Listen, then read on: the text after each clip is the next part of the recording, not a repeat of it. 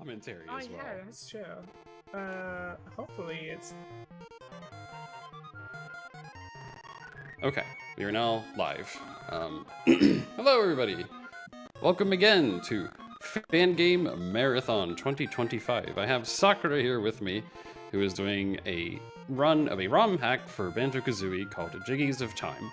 And she's doing it 100% glitchless, no out of bounds. Although I guess I'm taking over her part now. I'm here commentating for her. I'm gonna let her talk. I'll get out of here.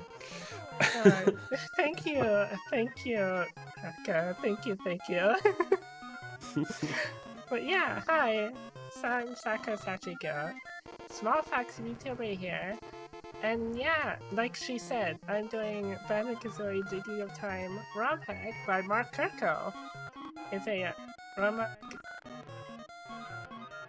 mechanics of Banjo-Kazooie and mixed in with the world and music of Ocarina of Time, and also in the Banjo-Kazooie sound font as well. It's really catchy, and I really like the music that you hear here as well. Too, at the main menu. Well, is there anything else you want to say, hon? Otherwise, I will go ahead and let you off. I think I'm ready to go now. Okay. Count me down, Yeah. I will go ahead and count you down to 0, and we will be off then. Okay. 3, 2, 1, go!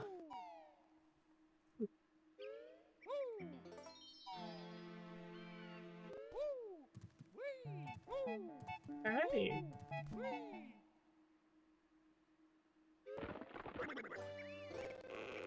First things first, we have to get something secret as well. That secret to your eyes only.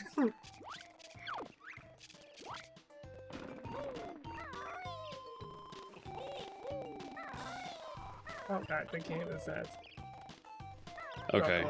a little bit. Yeah, it is definitely struggling a little bit. You can go ahead and cut my stream. I'll just try to watch it from my setup here. Don't worry about it. Oh god, yeah. Just cut the Discord stream because it's gonna have issues. It sounds like. Apparently. Yeah, my internet is not too good. Yeah, it's okay. Your internet's not Andrew's internet, so I think you'll be fine. Oh it's a secret to everybody! Oh my god! Secret to everyone! So, if you didn't catch that there, it gives you the shot early. Camera. Oh, camera. Yeah, the camera angle is very awkward sometimes. But yeah, it gives you the talent shot move early in Kakari Forest. You normally get it in Castle Town. And yes, all the iconic levels that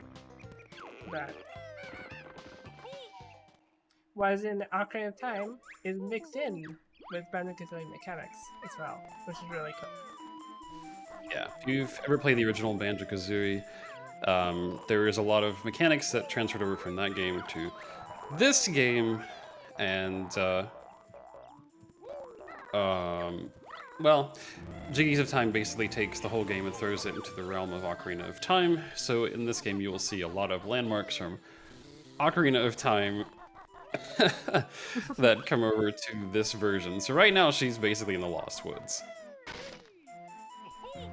That which contains all 6 honeycombs, so 3 health life extend right here.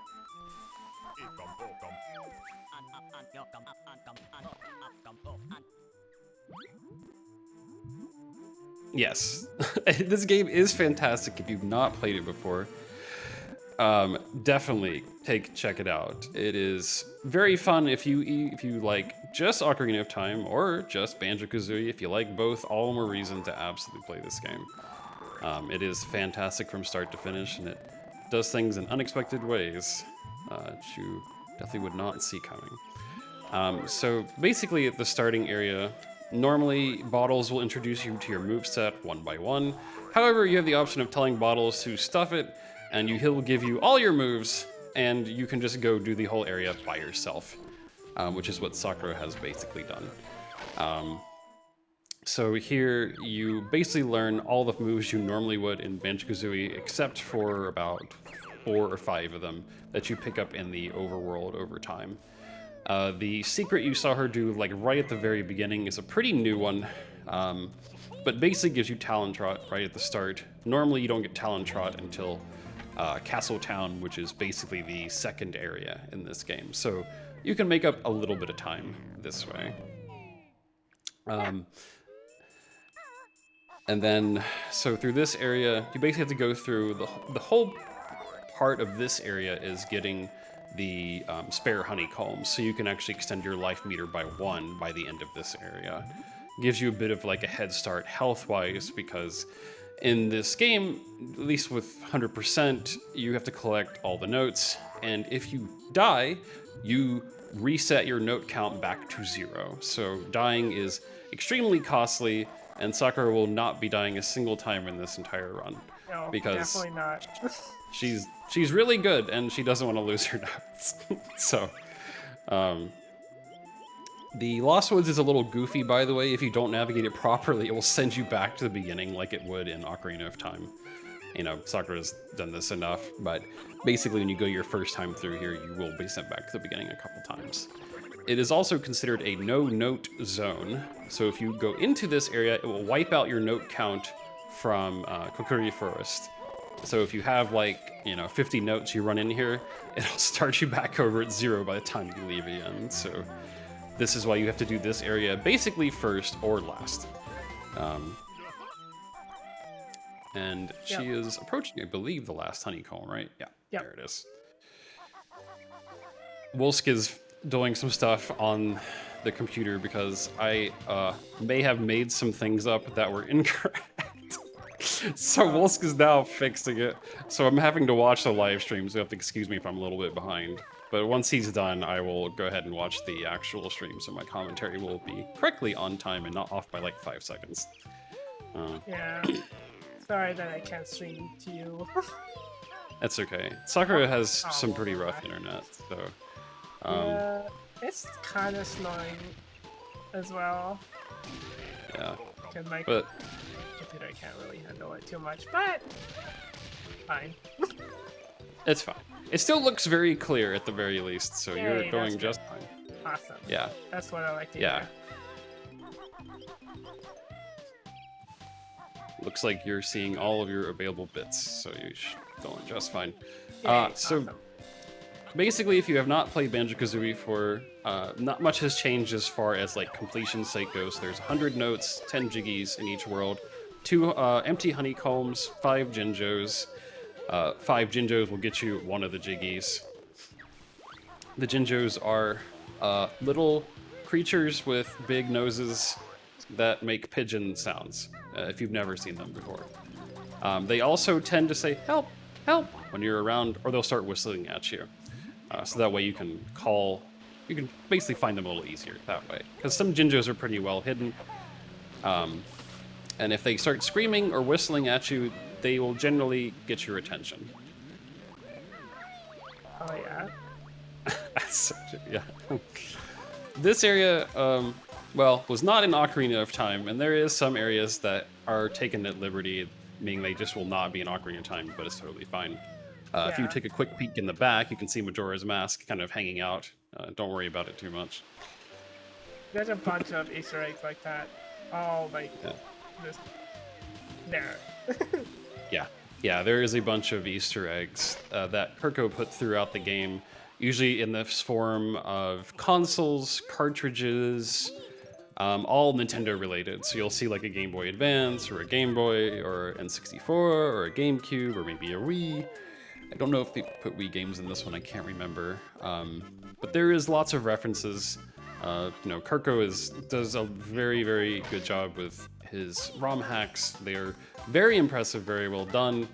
I highly recommend his ROM hacks, and if you like the N64 era of games, he recently released something called Nostalgia 64, which is a love letter to a few of the N64 games. that you can play for yourself and enjoy little bits of those games.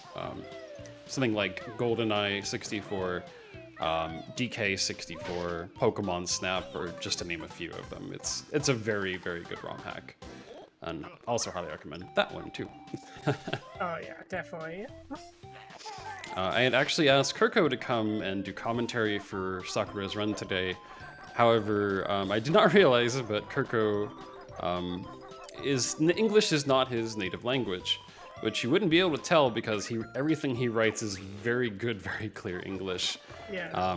So he couldn't be here because he's not as confident in his English, but know that he is one heck of an awesome dude, and anything you can do to support him, please do.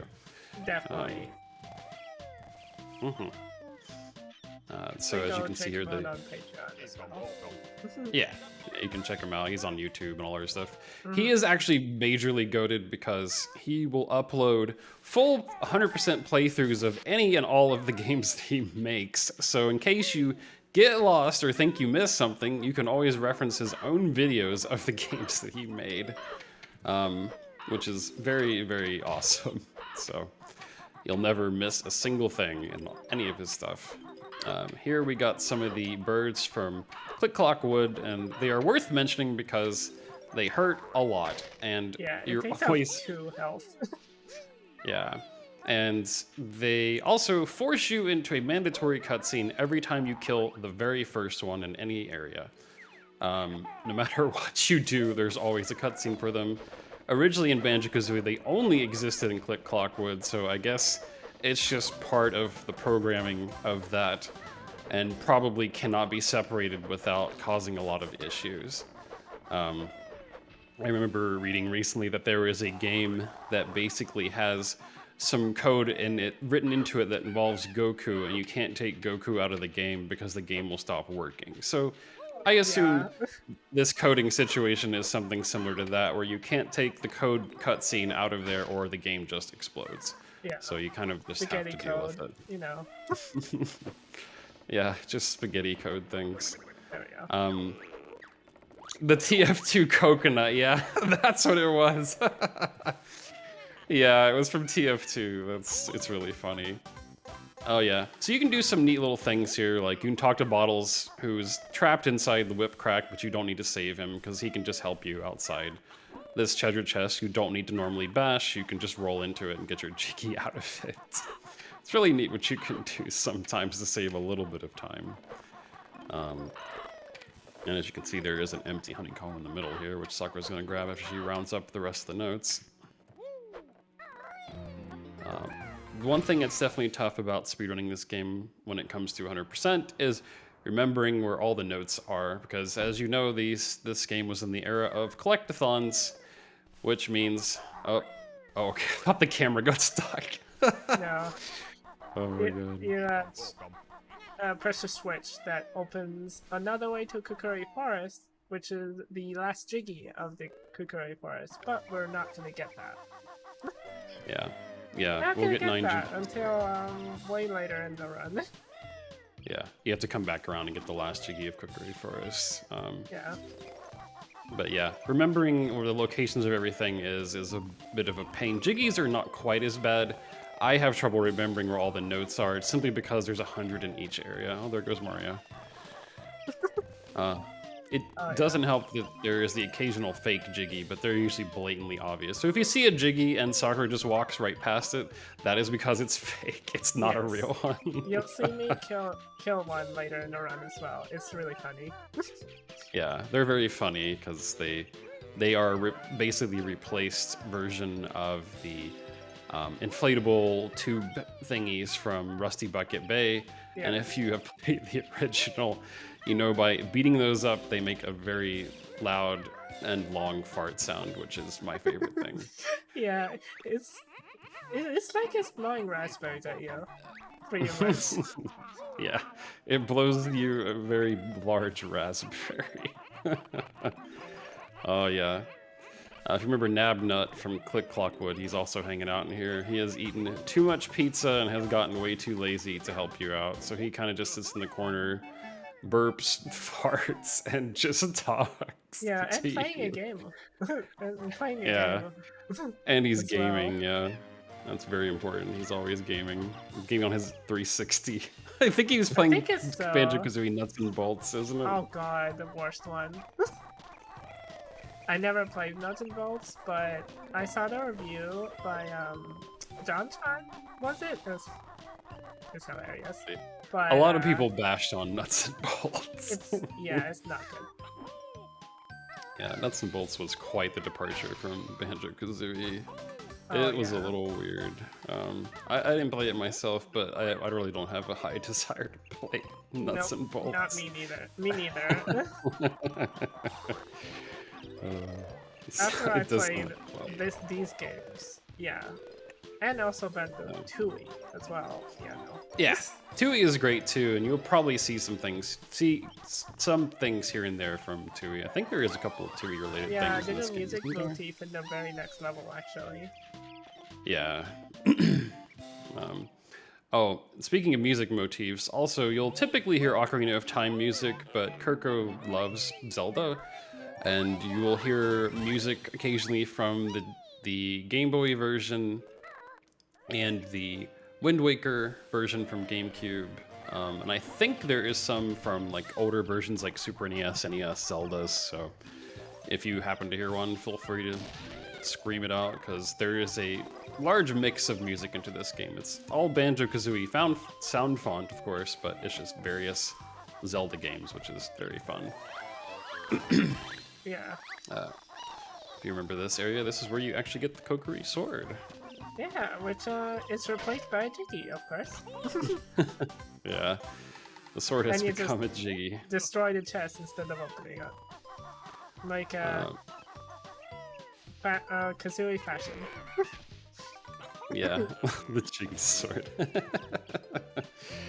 Exactly, yeah. There are some secret little hidden things like this shock jump pad that's right here, sprinkled in the game too. Some things Kirko puts hints to, some things you kind of have to run into. I believe that one is hinted in the shop. I'm not 100% certain, but I feel like that's hinted somewhere at least. I'm guessing you got both the notes in the little vegetable area. Yep. Because I know last time there's one. Okay, cool. There's only 6 left, so you're almost done.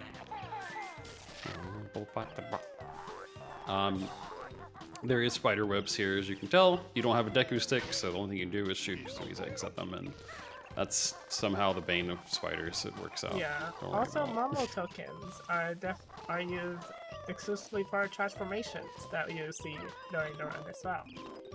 Yep. There is resprited transformations in this that are very fun, and maybe not things you'd expect. They are definitely Zelda-related things, but they might look like Banjo-Kazooie things, which you'll understand later as time goes on what I mean. Oh, excuse me. You're excused. Hey, 100 notes, let's go. Alright, first 100 notes done. And that will be, I think, your 9th Jiggy, right? Yep, 9th Jiggy. We'll get the 10th Jiggy when we come back. Yep, so this place is done for now. So now, there is a note sign here that says no notes, which means that you're basically be robbed of all your notes should you pass by that. So it's something to keep in mind for certain areas. This is the overworld, essentially, which is Hyrule Field. Blah, blah, blah, blah. Yeah. There's an owl around here. She always says that. Oh, yeah. the owl that she mentions is K Bora Bora of Ocarina of Time, and K Bora Bora is definitely very notorious of stopping you. Of saying, do you know this? Or they're basically giving you instructions of where to go and stuff. Yeah. Yeah, I agree, Naro. There is BK energy woven into the music.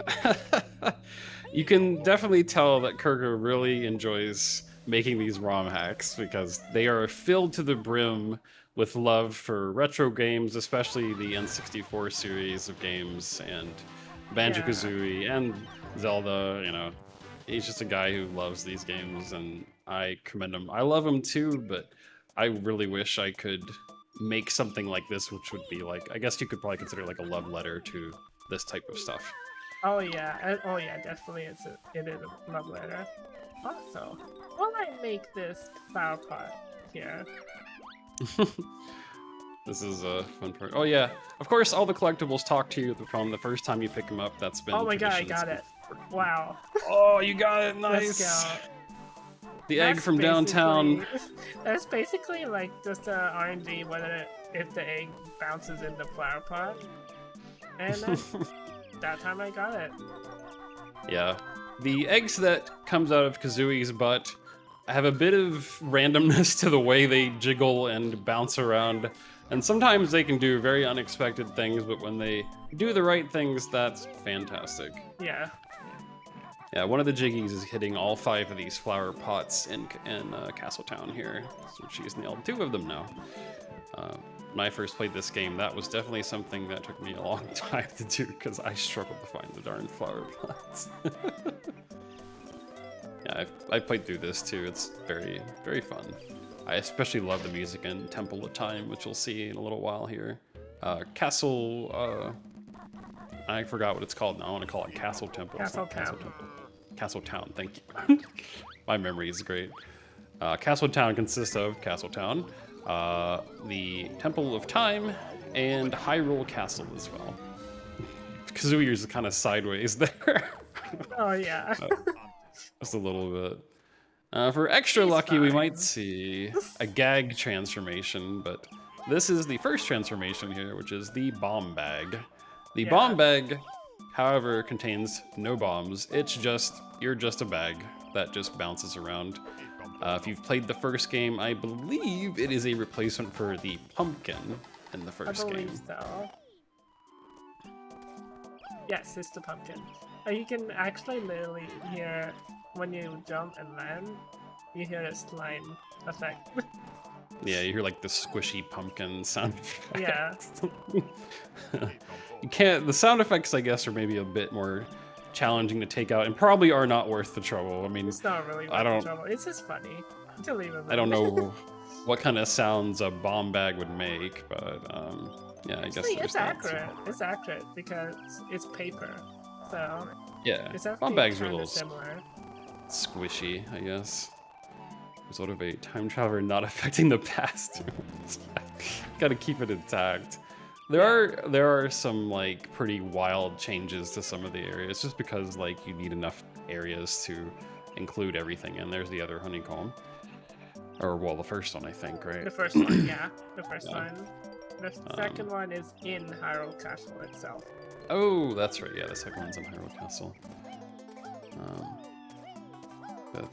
Yeah, so she's heading over to Hyrule Castle now. You can go get here through the means of being Banjo-Kazooie, but getting here as a squishy bomb bag is better because you can get access to a Jiggy this way. Yes, a lot more optimal too, because you have to go all the way around that way. Yeah. Climb all the way up there. Almost transformations typically are not very fast. They're a bit slower, or maybe they even could be the same speed as Banjo-Kazooie. I've never sit here and clocked the speed of the transformations. It's a little slower. It seems like it's slower though, just a little bit. So yeah, the Jiggies here in the Great Fairy Fountain. We were trying to figure out last time when you actually visit this fountain in Ocarina of Time. I don't remember. I thought it. I think. As Young Link? I'm not sure. I don't remember either. And I forget what you get there as well. So, any Ocarina in Time enjoyers? Oh, it has Din's Fire. Din's okay, Fire. That's what I was wondering. Thank you, Mimi. Thank you, Mimi. Your extensive knowledge of Ocarina in Time is appreciated. Yes. Whenever you feel like it. I guess that's also true. So in this area, there is, funny enough, there's bosses from the first area in Banjo-Kazooie, which is Conga, but you can't actually do anything to Conga. He just throws oranges at you, and that's about all he does. Yep. Also, Sakura's gonna break the transformation here. So that she can continue to carry on. In this area, you normally learn Talon Trot, which she already has, so she's going to learn the invulnerability move here. Well, not right now, but Not right at some now, point along the way. when we exit from here, probably. Yeah. Oh no, Yeah. you need to go to the courtyard. Yeah. Oh, that's where the second honeycomb is. Yeah, in the courtyard. Yeah. So this is now Hyrule Castle. Now, Hyrule Castle you didn't really do a whole lot with in Ocarina of Time. You kind of did like that stealth segment and whatnot, but there wasn't a whole lot of time in Hyrule Castle. So you don't even enter the Hyrule Castle in Ocarina of Time. You enter the courtyard. Yeah, the courtyard. So you don't really see too much in Ocarina of Time. So here, Kirko has just kind of made it however. Yeah, it's really well made. Yeah. We will, I think after this, she goes to the dungeon, which is also a thing too. And according to the story of this game, basically Grunty came in and kicked Ganondorf out. Yeah. And that's why Banjo-Kazooie are here. So Ganondorf is actually in the dungeon when you go to visit there. He's in his cell playing some game. I don't remember. I think he might be playing Banjo-Kazooie. I think no, I think he's playing like the original Legend of Zelda. Oh, the original Legend of Zelda. Like, fighting Ganon at the end, I think. That's pretty funny. You can see a brief snippet of that. I'll skip it out, but you'll still see it. Yeah, you'll see it for like a hot second. She goes in there. There is a lot of neat little Easter eggs and secrets and things hidden in this game that you can only see if you go to first-person mode, which you typically probably are not doing very much. So I highly encourage you, if you play this, to check things out in first-person mode, and you just might see some very funny things. Oh yeah, definitely. That is also how you figure out some of the secrets in this game as well, so it's important to know that. Yeah, because there is some areas that look like they're two-dimensional, but they're actually not two-dimensional, of course, because this is a three-dimensional game. So you can see some very funny things in the two-dimensional areas by using first person and looking around. You can see like a little guy in the background as well. Oh yeah, in this place, yeah, there's like a guy like peeking over the castle wall. It's very silly. It's like an Attack on Titan kind of thing, even just peeking over there.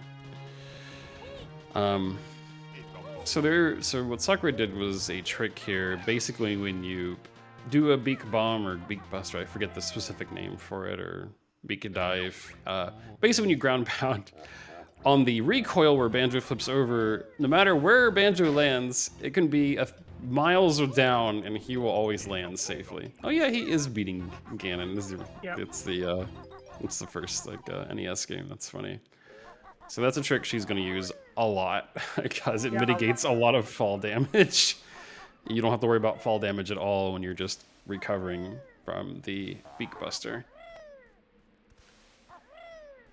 This is a neat side area. Yeah, it's a neat little side area. A little spooky, but the current version of the game, whenever you fall into a pit, you just void out and reset the area. From my understanding, in the older versions, you would actually die from a fall, but you do not anymore. You just void out and are basically back at the beginning of the area, so you don't have to worry about the death. I will be using that a lot as well. Yep, it's also handy to use for speedrunning because it can get back through areas very quickly doing that. Yeah, exactly. There is a couple of tricky things in this area, but mostly just the Mumbo token and a couple notes on some sketchy broken bridge pieces. But that's about it. Nothing too big of a deal. Most of these starting areas are not too bad to do. The note. It does definitely splat. Doesn't really lose too much time though. It looks like Wolska's done what he's doing, so I'm gonna go ahead and start watching you on the computer so I can commentate on the correct timing now. Alright, awesome. Thank you, Wells. Thanks, Wolsk. Sorry for causing more trouble. I help every year, but I always cause Wolsk a little bit of pain every year too. It's part of my job. Just a little bit though. Alright, so now we're doing the moat around Hyrule Castle, which there is some notes, Jinjo, and you can get back into the courtyard through this area that she's coming up here in a bit. However, normally you're supposed to use the invulnerability to get in here, but you don't have to. You can just shoot a bunch of eggs and you're basically in there. Yep. The normal way to do that is you jump on the boxes and use invulnerability to get in. But you can just do that. Yeah. There's also some DK barrels we kind of zoom by there. Oh yeah. If I don't cause Wolf's trouble at least once per marathon, then I'm not doing my job right. Exactly.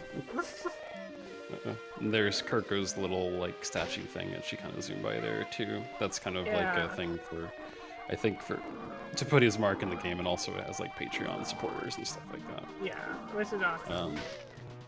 Yeah. These corridors are lined with like pictures of what I'm guessing is like rare developers.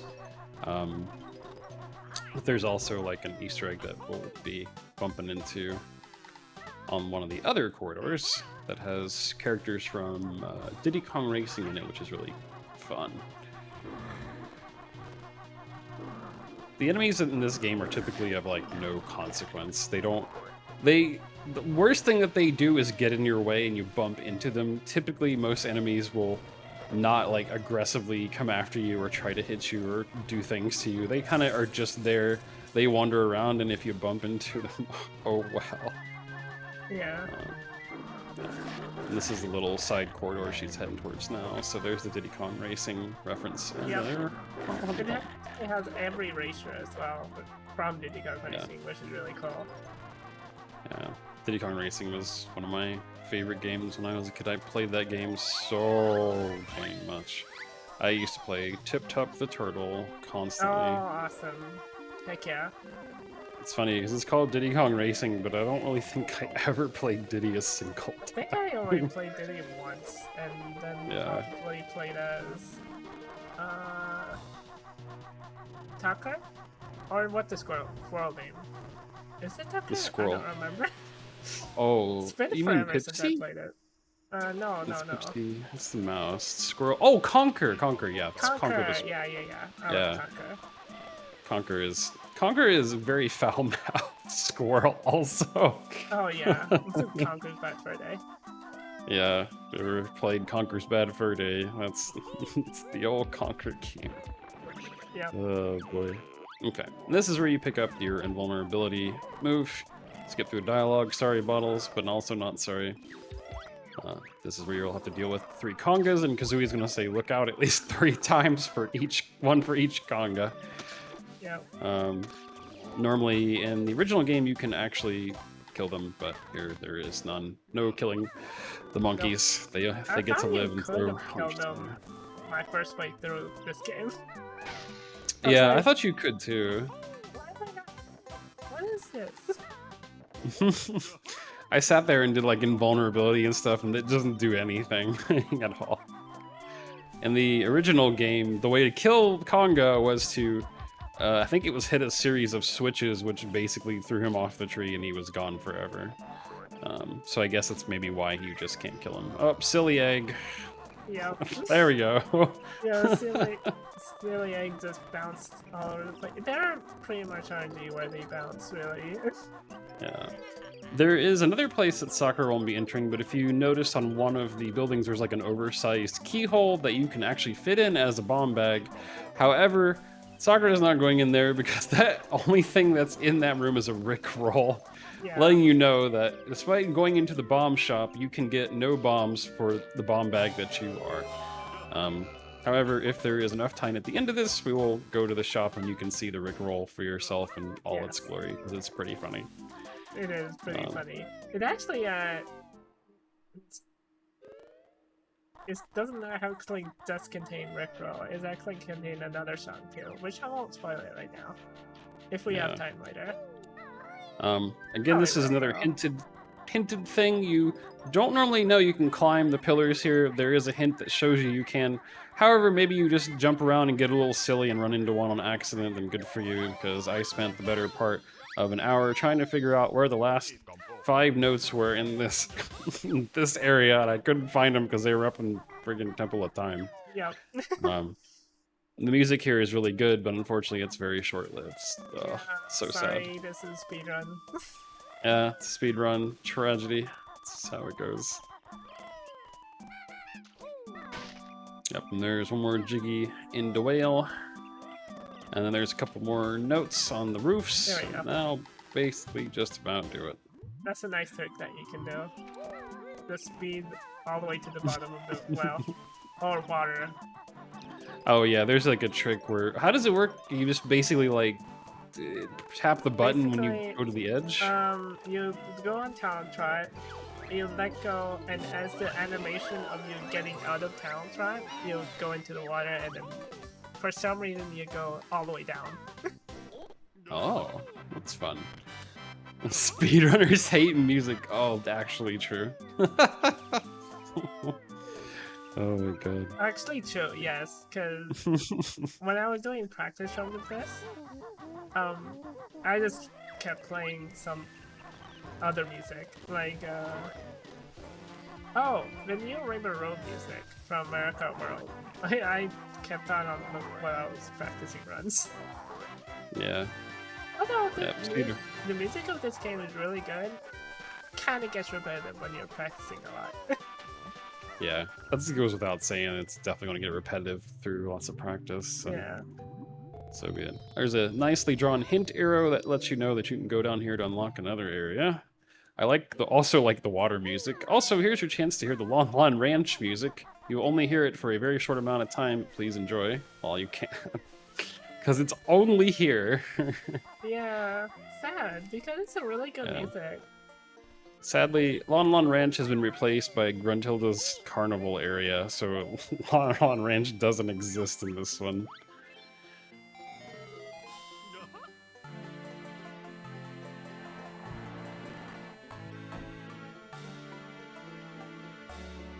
Pour one out for the homie of Lon Lon Ranch. Yeah. No Epona, everything's gone. Thank you, Grunty. Sad.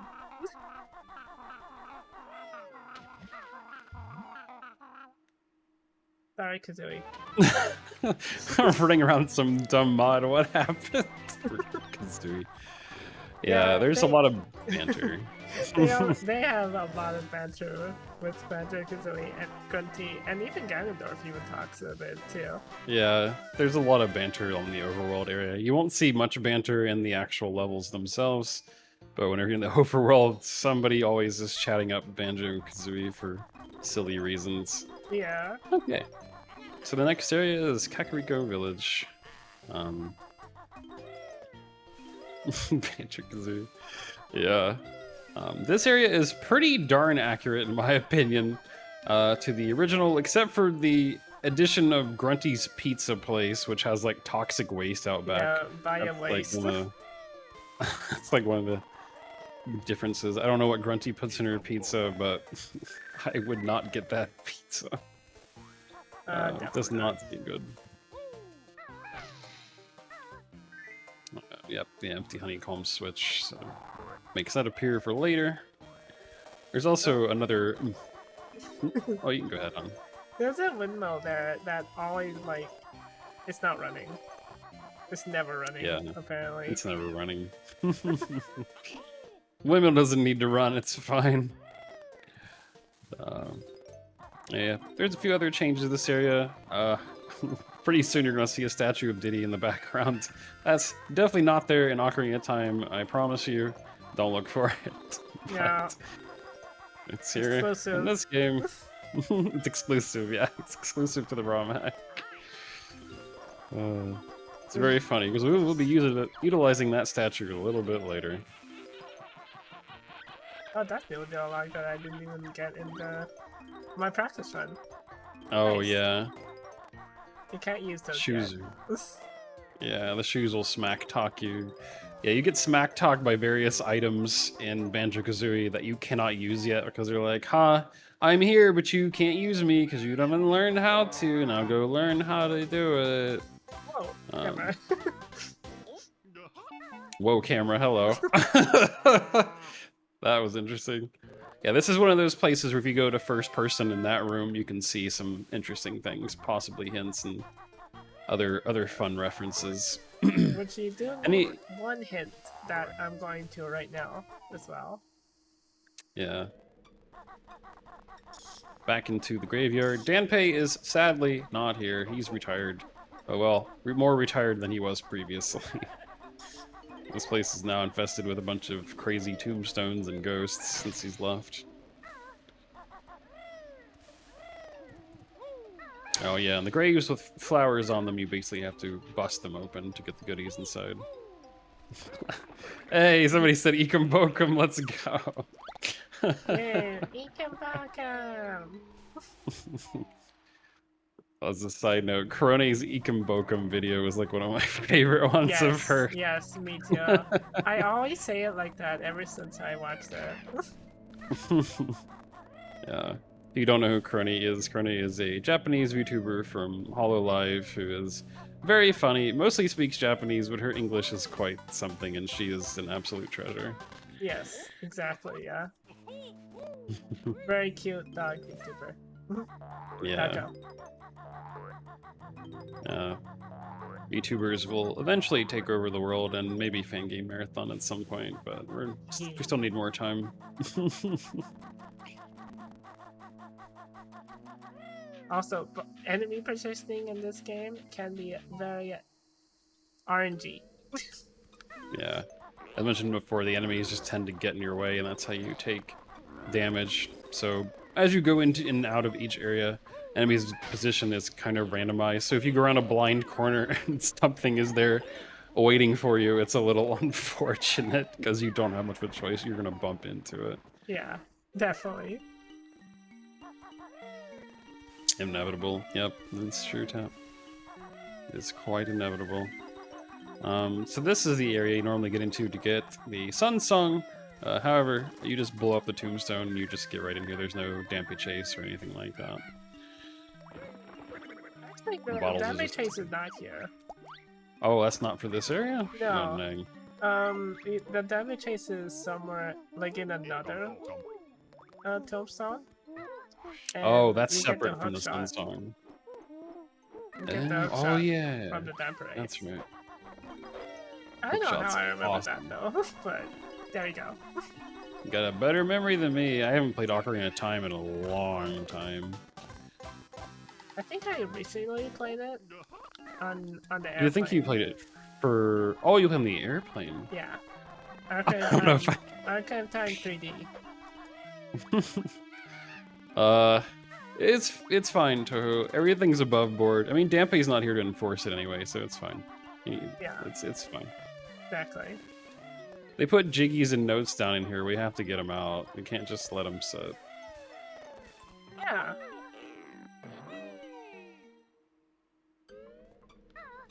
Oh, keep like doing town trot there. You need to go over here. So this is the entrance to the Shadow Temple, and also, yeah, let's see if we'll get the funny here. So Grabba is holding a Jiggy in his hand, and he's taunting you with it by saying neener, neener, neener, but you can have your speed shoes on and just grab it. Yep. And then he gets very, very sad. Aww. I like his. Aww. So funny. I love that he gets so sad when you take it away from him. Oh. Cheers, thank you. But no one's using it away. Goes. True. Yep, there goes your random enemy placement.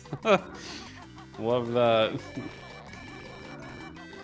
Yeah, graves do have lots of valuables that nobody's going to be using, so definitely I am a supporter of doing what you got to do, you know. Yeah. This is also very handy in the run as well. I'll probably use this twice, I believe. Yeah. So this is a chest that's in the place where you started, which is normally Link's home, which is now Banjo-Kazooie's home. It serves as a way to easily get to other areas if you need to. It's like a fast travel or fast warp system, basically. Yeah. As long as you have enough notes to open the doors to the area, you can use it as much as you want. But for speedrunning, there isn't, you don't really utilize it too much. Just a couple times, like Sakura said. Just a couple times, yeah. Excuse me. Oh, so close. You're excused. Thank you. Yep, so time to loot more houses in Kakariko Village. Now, one thing I do find very interesting about this game is that there is no doors inside other areas. And also, well, aside from the Jiggy, there is a way to open the door to Death Mountain here. And Death Mountain is nested within Kakariko Village. So, to access Death Mountain, you would have to go to Kakariko Village and then go to Death Mountain, which makes it very easy to access, but I just find it very funny because, like, in the original Banjo-Kazooie and even in Banjo-Tooie, I don't think there was areas nested in each other's like this. Yeah, this is really cool that Marco did. Yeah, because it works out, because, I mean, Death Mountain is adjacent to Kakariko Village, if I remember correctly, anyway. Another Jiggy that I will just ignore. The bouncing fake Jiggy, yeah. Yeah, if you can tell, it does bounce just like the inflatable life preserver. Yeah, there's little stones here on the side of the windmill, which are a little interesting to see, and Sakura did another trick there, which I don't even know what that is. I guess you just do Beak Buster to elevate yourself up a ladder there. Yep. That's pretty cool. I did not know you could do that. So, hey, nice, you got it. Yeah, a few things that just save time. Yeah. There's just a few little things that you can do that'll help save time. Over here is going to be another thing to learn from Bottles. So she learned how to fly in the grave, and here Bottles will teach you the Beak Bomb, which basically allows you to run into things in the sky with Kazooie. Beak Bomb is fun, but also can be a little dangerous, as if you missed something, you will kind of like descend a little bit, as you're about to see. So it can be a little strange to use, but if you hit something, it will just bounce off most of the time. Yeah. Well, the Gingers, unfortunately, just get into these out-of-the-way places, and they need to be saved because they just don't know how to get back, I guess.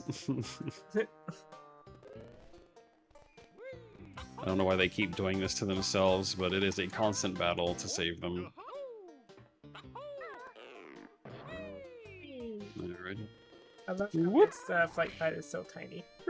Yeah, you got cute. your like little baby flight pad on top of the roof, because I guess you can't put the full size up. Here comes the Diddy coin action boom. Now that opens a door with King K. Rool's face on it, and if you played Donkey Kong 64, you might recognize that graphic.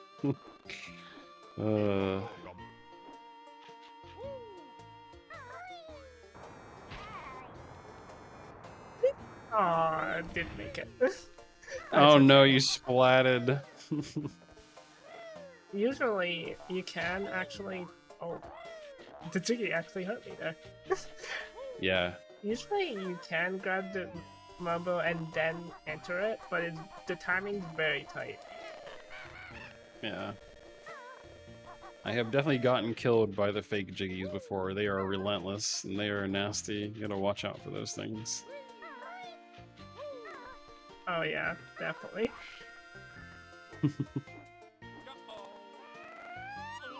Alright, so we're gonna go smash Diddy's coin again.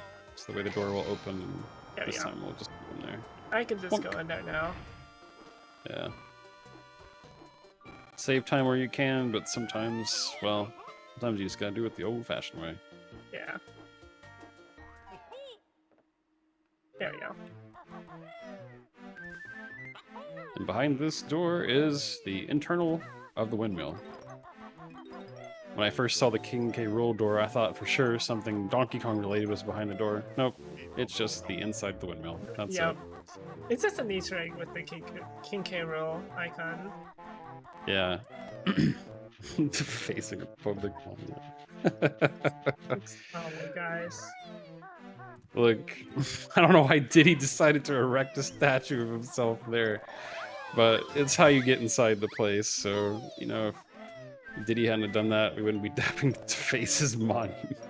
Exactly. So in the end, it's Diddy's fault. I blame Diddy. Yeah.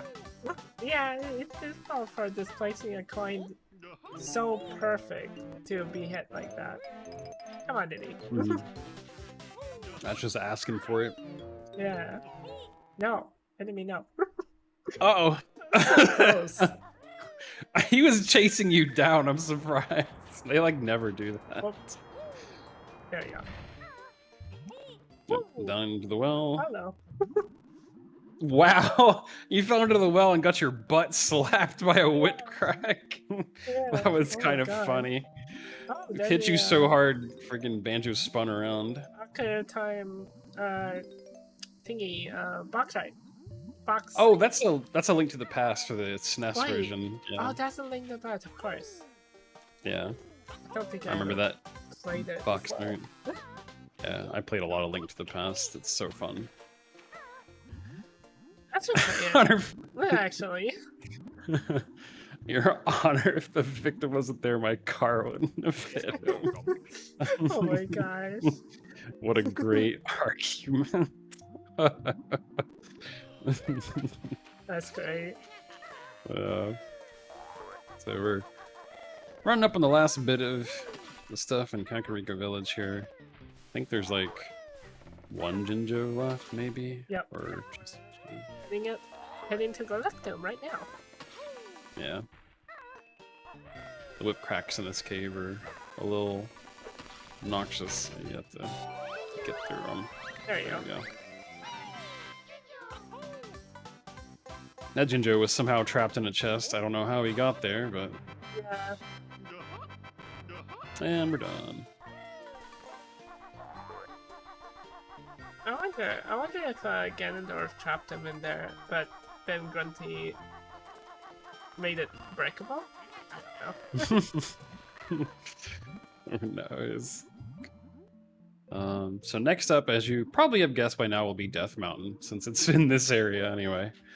Yeah, only 3 more notes to get, but it's on the way. Right here. Yeah. Yeah, having good routing for these collectathon type of games is pretty important, as you may have guessed. Oh yeah, definitely important.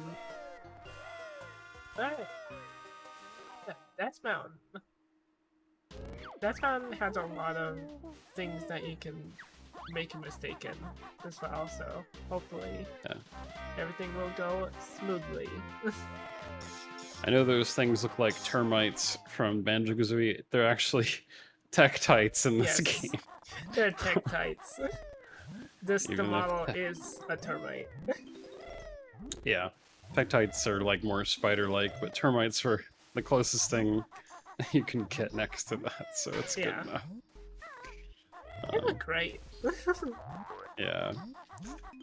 And as we enter Death Mountain, of course, Dodongo's Cavern is here. Goron's Village is also here.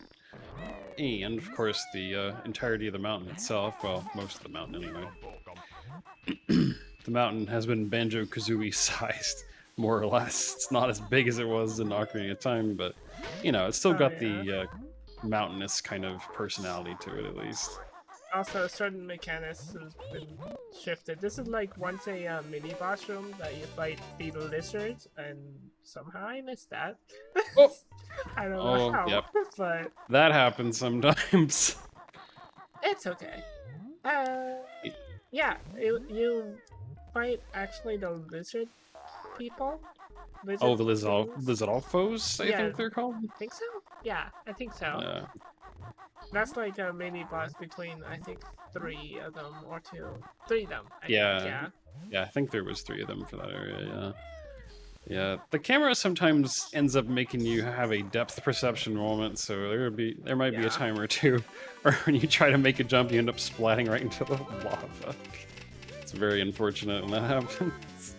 It definitely happened to me several times playing this game for the first time, but it's still pretty funny when it does. A death in Death Mountain. Oh my god. Yeah. Exactly. It's shocking, I know. It's more likely than you think. Mm-hmm. There you go. Hey. Luckily, I had enough golden feathers for the second run of that. Yeah.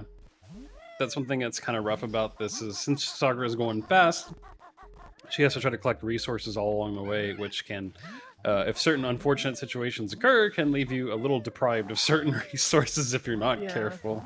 I think one practice run, I had to like get more eggs because I ran out.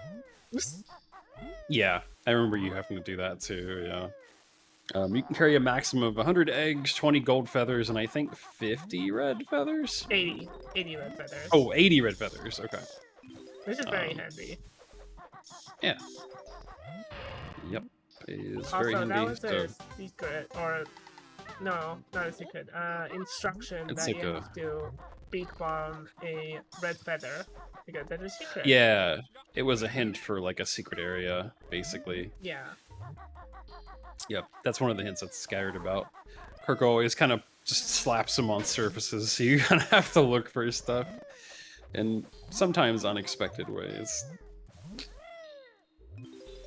Oh yeah, this is the lava room. I remember this one. Is that like 3 times? Oh my goodness. But that's okay. It's okay. You're just trying to do an X pattern for fun. Yeah, exactly. It's part of the speed run. If you're not doing an X pattern on that specific part, then your speed run is completely invalid, and you have to start over again. Yes. Gotta add the X% to your speed run now. Yes. Very it's important. not an any percent, it's an X% or 100%. Yeah. 100% no out of bounds, no glitches, X%. Yeah, gotta put that one, squeeze that one in there now. Whoa, back please. Yeah. It's a fun fact about speedrunning. If you feel like you're not brave enough to take on categories people have destroyed, then just make up your own category. That way you can always be number 1 or potentially number whatever if somebody else decides to do your category. Just do something crazy that nobody will ever want to do, and then nobody will run your category. I could take that from personal experience. I'll get those 2 notes next time when we come back as a tech type. Yes, the transformation of this next mountain level is a tech type. Yeah, it's pretty funny.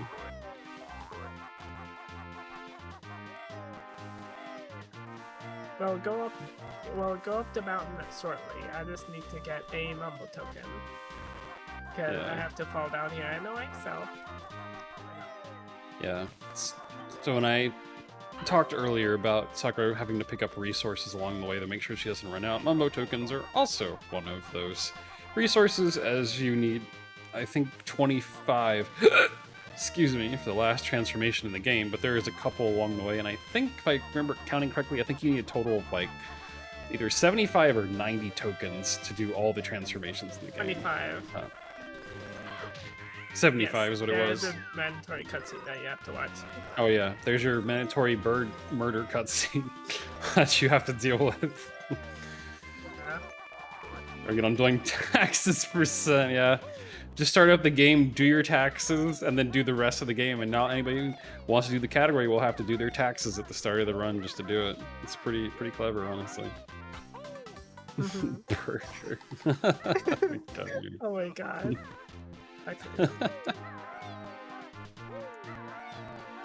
Yeah. This lava looks very solid. It's not. It's just putting up a good front. If you fall through the lava, you'll fall into a very large void. Uh-oh, the camera's getting stuck. We will run into that a lot. Yeah. I always joke that Lakitu is also controlling the camera for Banjo-Kazooie, just like Lakitu does in Mario. He just happens to get hung up on surfaces and stuff occasionally. It's definitely seemed like it. This is definitely like a funny problem to have, because even in my runs of Sonic Adventure 2 Battle, like the camera sometimes will get stuck on like a platform and I can't. I have to get it unstuck so I can see again. It's just a funny game thing.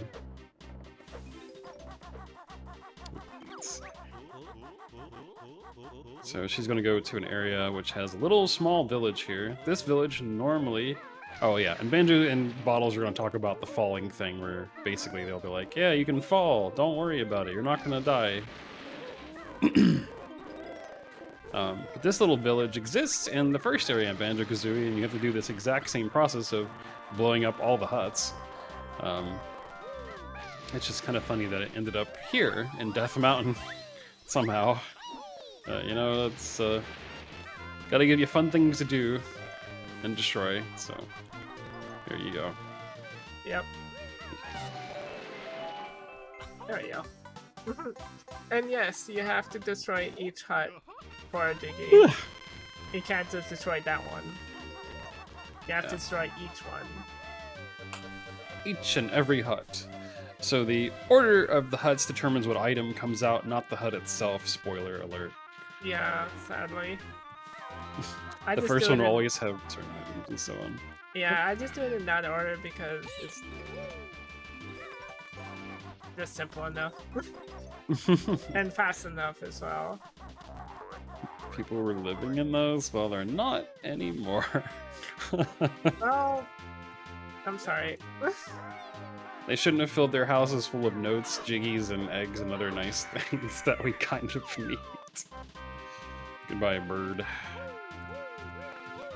I always go slow on that bridge because there's a chance that you can fall all the way down. Yep, I'm climbing up to the peak of Death Mountain now.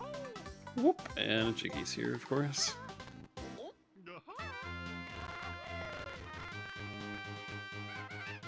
There we go. Excuse me, oh my goodness. Thank you. Oh, yep, and this is one of the secrets in this area. But we're gonna come back to it as a Tektite, so it's you just gotta bust it open and then just keep moving. And now we're end up in a familiar place, Goron Village. Mumbo is hanging out here.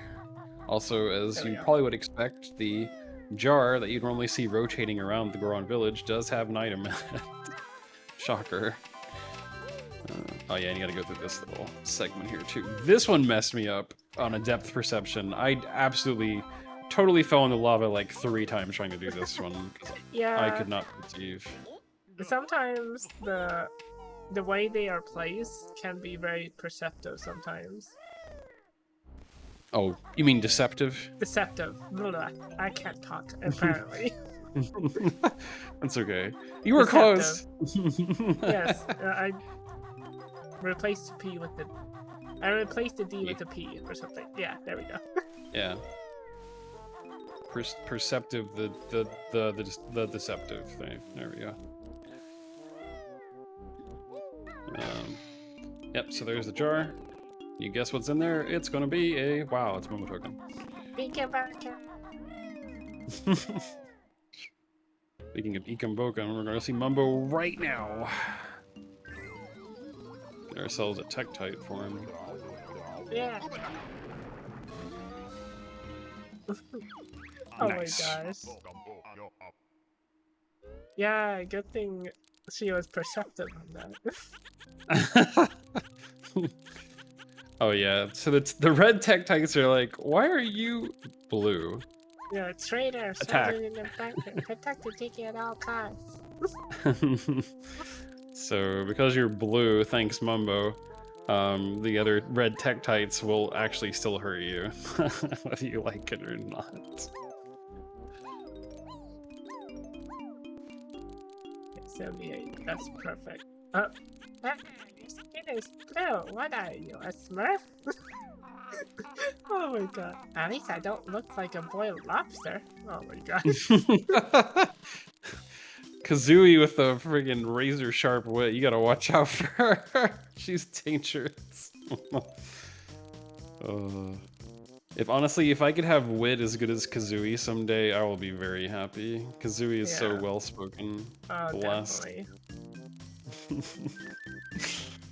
uh, These mazes are very hard to get by as well. yeah, the termite area is like a big maze full of holes that you have to go through, and it's a little difficult to navigate. There is a map for this area, however, Sakura has it all memorized and good to go, so she's just gonna go through, grab the notes. That's the exit. Okay. The part that sucks here is that there's notes in this area, because these are very easy to miss the first time you go through, if you're not careful. And there's also a Jinjo here too. How did he get in there? On an extra life. All kinds of goodies the termites have grabbed and stuffed in here. No, that could exit. Oh, god damn it.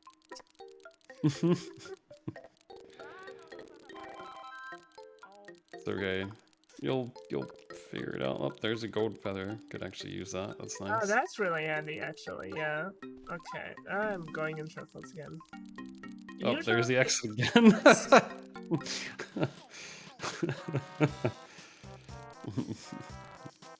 This usually doesn't happen. It's fine. There's just a lot of holes in this area, so it's so easy to get lost. There's another note. Yep, and there's the map real quick. Okay, 83, that's exactly the amount that we should have, so we can get out of here now. This should be where the Jiggy is. And then grab the Jiggy and out of here. There's a total of 5 notes in the maze, so whenever you do it this as for yourself, remember 5 notes. You can take me later.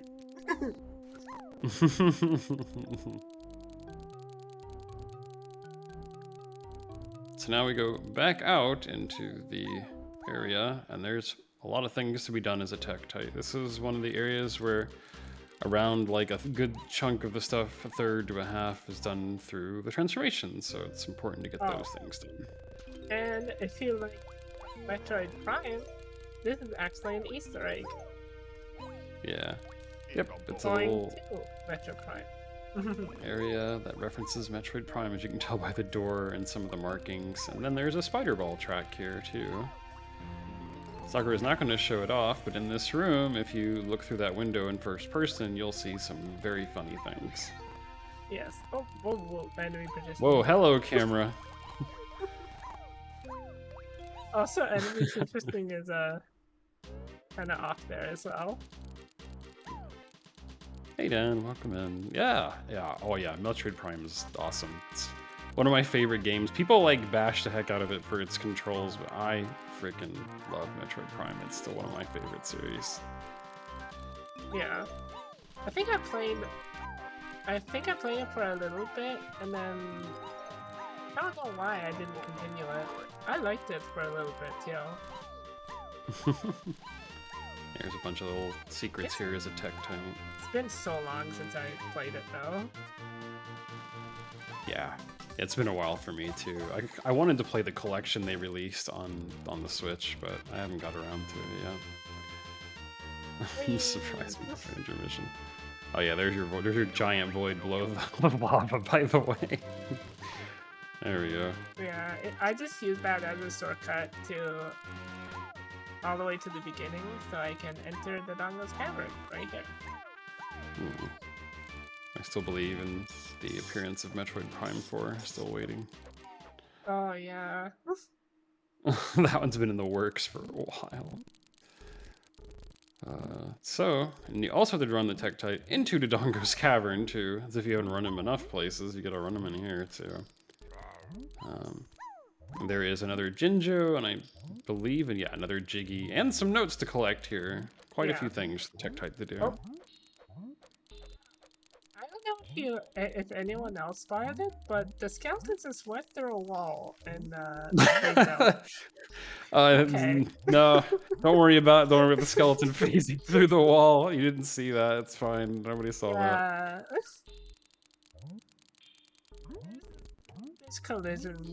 There's a few collision problems a little bit. It's just because the enemies are brought in from Banjo-Kazooie areas, and they each have unique walking paths, wander paths as well. No. Zelda's not supposed to do that. I mean, if you can look at it one way, maybe.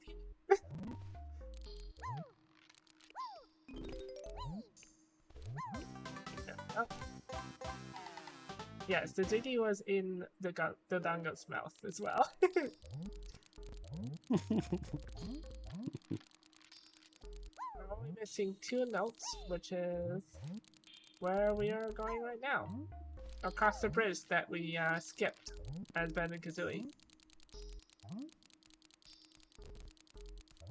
Because that bridge is also to a very small hole that only the Tech-Tech can go through. And we can get the yellow Jinjo in there, around the loop, around the winding area as well. Yeah.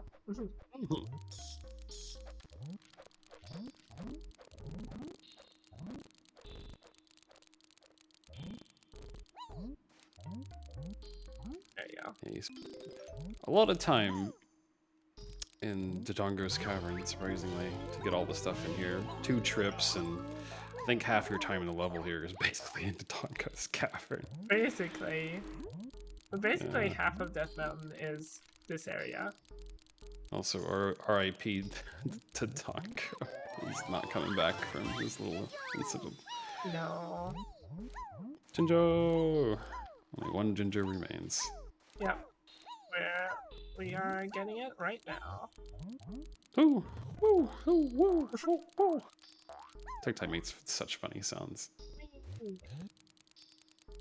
I'm not actually listening to your sounds, so I don't have the need to like parrot the sounds I'm hearing from the game, so everybody's safe from me saying a bunch of strange sound effects now, thank goodness.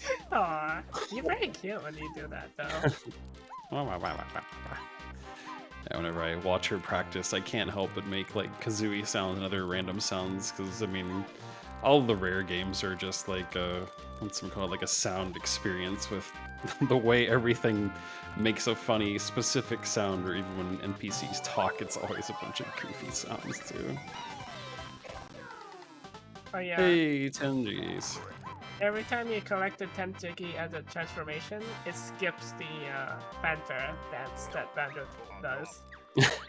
Yeah, it's actually a time save to skip Banjo's fanfare dance. Yeah, so yeah, it sometimes. saves you a couple precious seconds if you're really splitting them hard. Alright, okay. Death Mountain. So this whole area is done. Kakariko Village and Death Mountain are completed. And we will be on to, I believe the next is Zora's Domain, right? Yes, Zora's River. Or Zora's River. An Easter egg area. Oh, yeah. And then Zora's Oh, Domain. yeah. Get excited for the Easter egg, because I will say basically the Easter eggs in this game kind of were basically torn. I can't even English right now. We're basically taken and blown up into full-blown areas in Nostalgia 64. So if you like the Easter egg areas, you will definitely like Nostalgia 64. You can trust me on that. Banjo's not allowed to have fun. Well, he can dance now. That's fine. He can recover his dance for opening the door. So there is 3 specific Easter egg areas in here. There basically is 10 Jiggies in the overworld area, and there's 1 Jiggy tied to each Easter egg area, and then the other 7 are in Grunty's carnival park area, basically. Yeah. Which has a bunch of fun little things you can do for extra Jiggies. So it ends up being 10 Jiggies for that, but there's no notes in the area, thank goodness, because if there was notes in the overworld, that would be way less fun. That would be very fun to collect. So each time you go into the world, notes were set as well. Oh god, yeah. So each little Easter egg area does have a hint. In Castletown, you can like go to like Bottles' house, which you don't go to in the speedrun. There's no need to, but you can go to Bottles' house and it hints you about these areas. As you can see, you can kind of loosely see an X on that wall there. That is how you kind of discern that secret area. And you can get hints towards its location in Bottles' house as to where it is. See blue flowers as well to Yeah, indicate. I think the hint is the blue flowers. Yeah, that's probably the hint. The blue flowers and the X. Yeah. I think there's both. Probably. Yeah. There's ways to kind of like indicate where the secret areas are. You just gotta kind of pick up on them. And so, those of you who played Breath of the Wild know exactly what this is. Yeah. I'm glad you said Breath of the Wild. I was gonna let you say that because I always say Tears of the Kingdom every time we go to this area, so I don't have to embarrass Tears of the myself. Kingdom in the sequel. It's the same but different. My brain keeps getting stuck on Tears of the Kingdom. So you get a nice little nod to Breath of the Wild here, music and the area itself. It's basically fashioned like one of the temples, and you get to bump around in these little cauldrons. They'll shoot you across the way, and the big juicy reward here is a nice egg and a Jiggy. Tears is green. Oh my god. As you can tell, I've played Breath of the Wild and Tears of the Kingdom. I have not. I never played either game, which is probably sacrilegious. I've played only Breath of the Wild, so that's why I know. That is probably why I can't tell them apart. That makes more sense. Thank you, Dan. Thank you for the insane lore drop. That makes a lot I didn't know sense. that. Thank you. I had no idea that they were two entirely different colors. That's wild. Yep, so there's your big juicy egg, which gives you maximum eggs, which is nice. In the original game, it would give you maximum eggs, but it would also increase your egg capacity, I believe, to 200, I think? Oh! Okay. Games of the fandom. Ah. There we go. That's pretty good. Oh, okay. I got jump scared because somebody was accessing the remote computer, so I'm like, whoa, what what happened? Oh my goodness. I think Cosmo was messing with the computer a bit because there some things started flickering and changing, and I about lost my marbles, and I'm like, oh no, what happened? This is the first death of the run as well. Oh, Cosmo broke shit. Okay, I was like, what happened? Oh my god. Oh yeah. First real death of the run. Sad times. Yeah, it's because death warping. Death warping is really helpful in speedruns. Yeah. Everybody loves a good old death warp. Oh. Well, the camera is... Lakutu got stuck again. There he goes. Yeah, you gotta activate the Lakutu is always gets stuck there as well. He has to activate his wall clipping so you can get him through. Exactly. Join the main. Yeah, so if you remember the tangled weave of platforms through this area, that's in Hyrule Field that leads you to Zora's Domain. Zora's Domain, for me, is my least favorite area in this game because I found it to be a real pain in the butt. However, Sakura is really good at it, and she will impress you, cutscene, impress you with how well she does it, because this one's too freaking hard for me. And there's too many birds, everything's spread out, and now I sound like an old woman just rambling. Anyway, I'm not gonna ramble about how much I don't like this one. It's okay. It's well designed. I just suck. That's the problem, is I suck. If I was better at the game, I would probably like it more, but unfortunately, so it goes, so. Oh yeah, there is like a little hint. Yeah, we'll come back. We'll come back. If you notice, it takes off 2 HP, 2 honeycombs. Yeah, these birds hurt. Yeah, they hurt a lot. Of game made by fans of game. Yeah, that's what we're doing. Fangame Marathon, where people are fans of games and make games that are basically the fandom itself, making a fan game. It's crazy. This is a new thing that they added. Mark Kirko Yeah. added, I think. This well. this originally was the shop. It's not a shop, as you can tell. It's basically like a little slide you get to go down. This area I think is rather nice. I do like this part of Zora's Domain. It's a nice little trip down some slidey little ice bits here. These platforms are actually always slidable, even with Talent Trot as well. Yeah.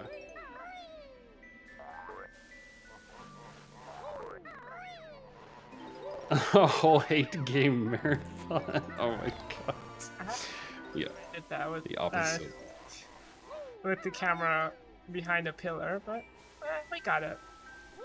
Yeah, that always scares me when you do that. I'm glad you land it basically every time. Yep, gotta break the cube, get your Jiggy. And this is a flight pad, but you don't actually fly anywhere. It's just a warp, Yeah, which is always interesting. That would be crazy if somebody did that. Not important. It's like, I just like games so much, I'm gonna dedicate a whole marathon to it. The Phantom of the Marathon. Oh my god, Mimi. Oh my god, yeah. Let's see if we get another funny egg moment here. Sakura has to go shoot an egg into this hole. Nope, Last time I watched her do it. Nope, it went in there. Okay. Yeah, I think the very last run that I did today, actually, the egg like went in and then went out again. Yeah, it like bounced in the hole and then it bounced right back out again. I love the egg physics. They're so good. I don't know if it's like a random 360 on the eggs or what it is. This room actually has a lot of Easter eggs. Yeah, there is a ton of references in this room. Stuff from like Majora's Mask, from Crash Bandicoot, Tetris, Mario 64, DK 64, Sonic, Super Mario World, regular Donkey Kong Country 2, then there's Mario Kart references as well. Like, this place is just chock full of them. You will run into any of them. Bongos from Majora's Mask, DK's tie. And there is a Super Mario Kart SNES game that you can jump right into because there's a Jiggy in here. I love the music here also, it's so good. Whoop. The bees are giving you a hard time. This is not great. There we go. Oh no. There we go. Yeah. That doesn't appear So out of nowhere.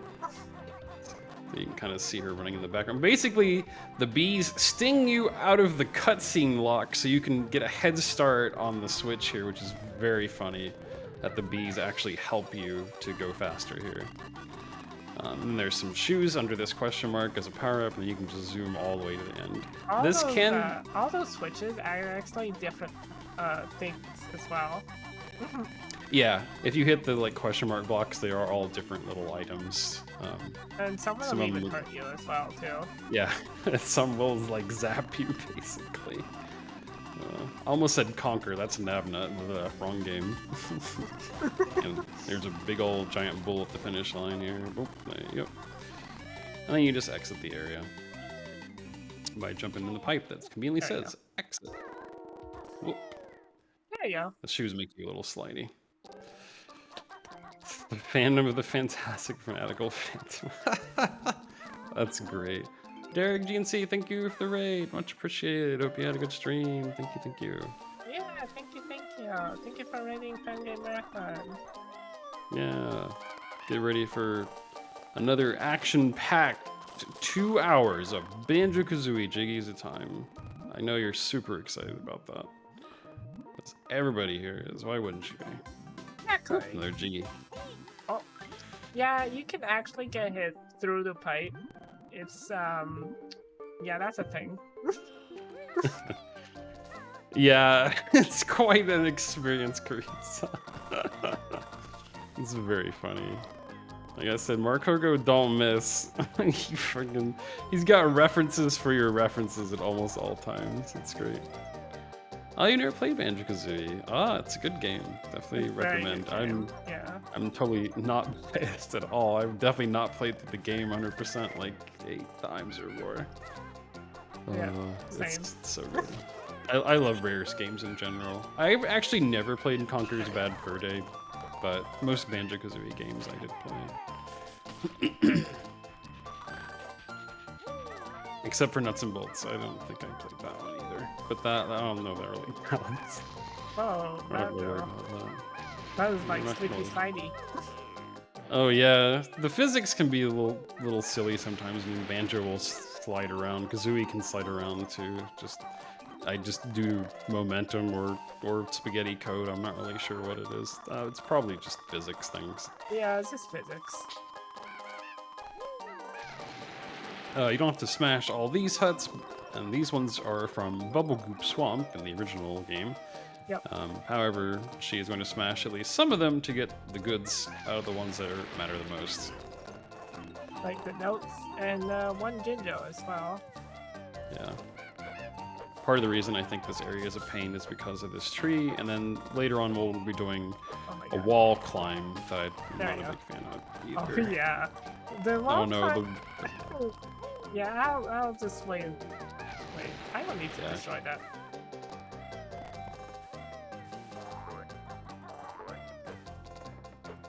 Yeah, the wall climb is definitely very dangerous. yeah, that place can get you easily killed. I always sweat every time she does it, but she does it exceptionally well, unlike me. Aw. You sell yourself It's short. You can do it too. I can do it. It just takes me a couple tries. I'm just not as much of a gamer as you are. My gaming capabilities lies in RPGs, I guess. Mhm. And sadly, Banjo-Kazooie is not an RPG. Wait. Oh, I'm doing that. Oh, like the long dive. Yeah, the beautiful swan dive of Banjo as he comes out of the freaking beak bomb. Yeah.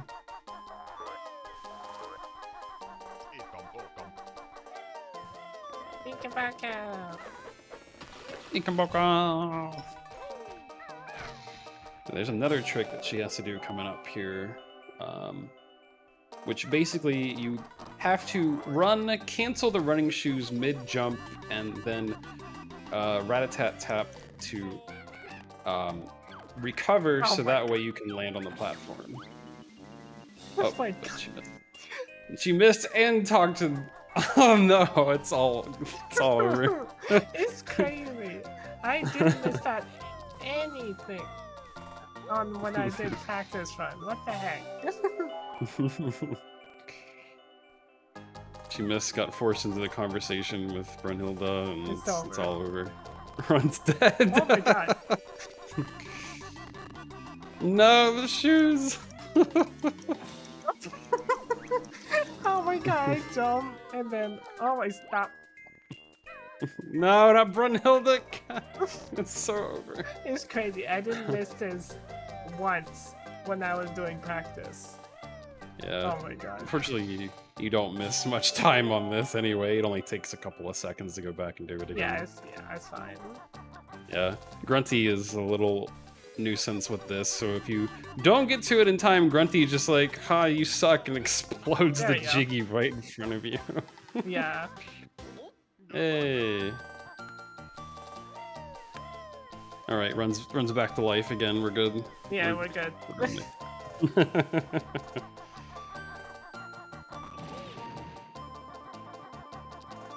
So now we are coming up on There the you go. wall.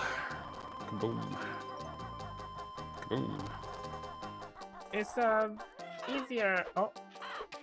Hi. There we go. What? Yeah, it's very sketchy. I know, but if you do it It's at the fine. right timing, it's fine. Yeah. Well, honestly, what matters is as long as you don't get hit, that's all that matters. So the bad part of this area basically is not only do the birds do 2 ticks of honeycomb damage to you, But if they hit you, you fall all the way down to the bottom of Zora's domain, and that just straight up sucks because it's a pretty decent track to get back up here again. But as I said before, Sakura nails this every time, so all you have to do is just smash this egg and on the various X's and you're done with this Jiggy. It's pretty easy Jiggy, it's just getting here can be quite painful. Yep. This whole egg and nesting is brand new to this ROM hack as well. It's not in Ocarina of Time. Oh yeah, this is definitely not in Ocarina of Time. I believe it's another thing in Clockwood in the original game? Or is it Bubble Goop Swamp that's in? I don't remember. Bubble Goop Swamp. It's Bubble The Goop, nest okay. itself, though, is in Clockwood. Oh, okay. So it's a combination job. Interesting. Alright. There you go. I'm just destroying that box so he doesn't hurt me when I exit. Right when I exit. Yeah. Oh yeah, this area may look like a DK64 area, because maybe it is just a little bit, but bad luck. So this is like, basically there's crocs in here. Fail! Oh, like the signs in here, they're very funny. You have to find the crocs in here. And basically as you can actually hear it where it is as well. Yeah, I believe it is randomized every single time. No, it isn't. It's set. Oh, it's the same. It's the same. Okay, never mind. So it's just the same ones.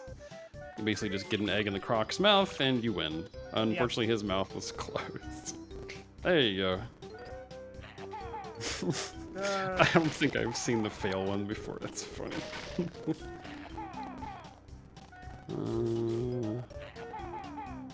There you go. Oh. Whoop. You notice that there is a shoot sign. The O's are eggs, being a big hint letting you know you have to use eggs for this segment. The mouth is like so small, it keeps like grazing the like lips a little bit and it's in his mouth. Hey, there we go. Usually you waste a lot of eggs here, but I did pretty good there. Yeah, egg aiming is a little tricky. Not so much in Tui. Tui resolves that with first-person mode, basically. Yeah. Oh yeah, definitely. It's a lot better. Yeah. And that in Banjo-Tooie, Banjo uses Kazuki. Oh my god, what's wrong with me? Kazuki, oh I love it. Kazooie like a gun. I wasn't supposed to say, I was thinking of, I guess, bazooka, and it ended up Kazuki. My brain combines words sometimes, don't worry about it.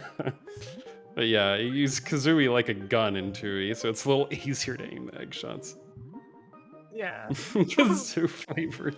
What the heck? What's a kazoo flavored cookie? Kazoo flavored cookie. I don't know about that. Hey, Banjo Freak. It's good to see you. Thanks for coming by. Glad to see you. Oh my god. Banjo Freak, for those who don't know, is one of the representatives of the big old Banjo-Kazooie ROM hack community, which if you ever need information to check that place out, you can always contact Banjo Freak. He is a very, very nice fellow who always says lots of really cool things. So yeah, Banjo Freak is one of my favorite people in the world, so that hopefully says a lot about him.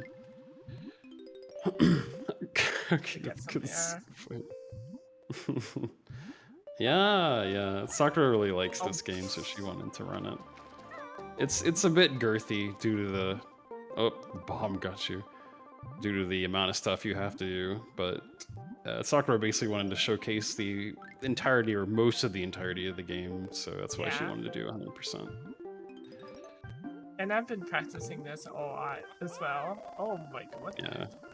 I didn't even. Yeah. I never get hit by that. Oh my god. No, the whip crack. Camera. Yeah, this area is a little fun to do with the camera.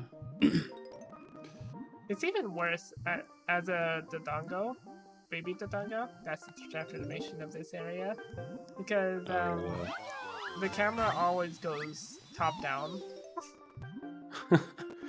You're welcome, Banjo Freak. You're welcome. But yeah, if you ever want to do any ROM hack related things, dial up Banjo Freak. He's got you. But yeah, no. We're very glad to be able to do some representation at least. I figure a lot of the Banjo-Kazooie people are probably practicing Nostalgia 64, maybe for a speed run by this point. Oh, probably. Yeah. Yeah.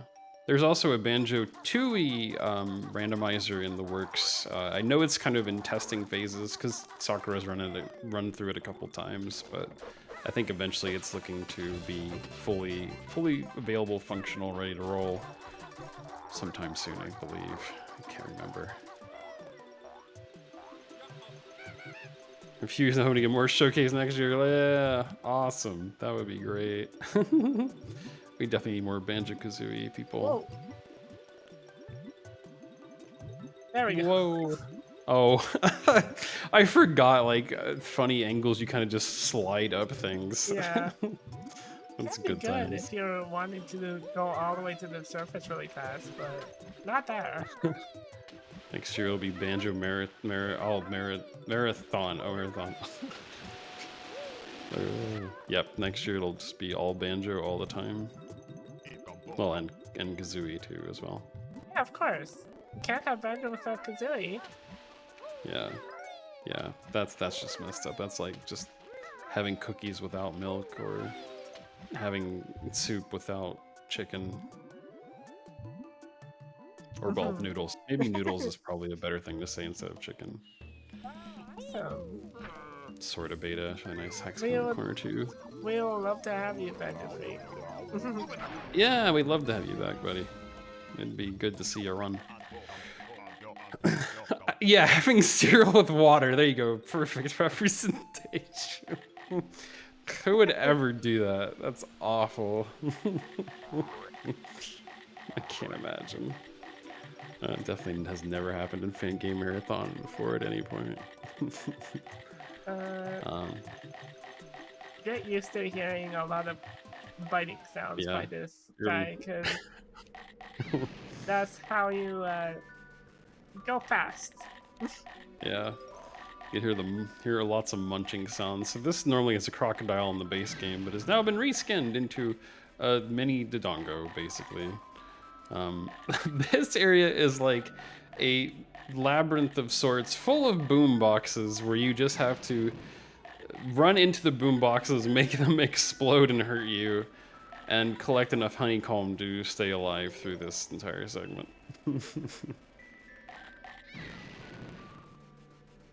It's very silly, but I love it. It just seems so funny because you have the power to like bite, but unfortunately you just have to like face check all the boxes. Yep. Unfortunately. Our cereal is a fan game of Miracle Milk cereal. What the heck? Oh my god. I don't like that fan game. No, thank you. Is this a horror fan game? It has to be a horror fan game. It would have to be a horror fan game at that point. That's absolutely frightening to have water cereal. Who's the victims of the water cereal incident? Oh my god. This labyrinth bit is a bit lengthy here. So I'll just casually mention, if you ever want to watch Sakura stream, you can go to her channel, SakuraSachiko. You can follow her, check her out there. She's really awesome, really cute. She is, well, she's also my fiance, so I'm a bit biased, but that's okay. I can be biased, I'm allowed. She's currently kind of on hiatus because she's kind of just chilling out at home, but she'll probably start streaming again at some point. Otherwise, you can feel free to check her out on my channel because she always joins me on my streams anyway, so you're welcome to follow me too. I always hang out with her on her streams. Yeah. We're actually making a combined channel between the two of us at some point. We're still like a work in progress kind of thing, but that's kind of our plan before the end of the year is up, is to have a channel that we just both stream on, because, well, we like hanging out with each other a lot. Surprise. Yeah, no surprise there. And it's And I called... think we work. Yeah, I think it worked perfect, yeah. Yeah, I think we work well together. Um, It's called Inventory Cafe as well. yeah. Yep, we decided to call it Inventory Cafe. I'll release more information on it once we actually get closer to it, because it's still months away. I still hesitate, wonder if it will be this year, but well, we'll see. But anyway, so we're kind of wrapping up this area now. Only a couple notes left to get is the mini Dodongo, and I think maybe only like 1 or 2. I think still got the Jinjo Jiggy, which almost often is like the last one. Excuse me. Always funny when how they die. Yeah, the frogs like let out the most blood-curdling scream when you kill them. It's really wild. It's quite something. Yeah. Well, I mean, that was cuter than the frog, but Yeah, know. that was definitely a lot cuter than the frogs. That's true. Frogs definitely don't scream like that. No.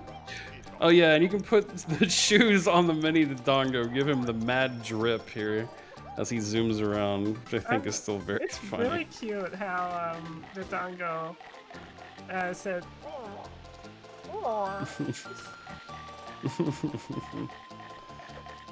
Oh boy.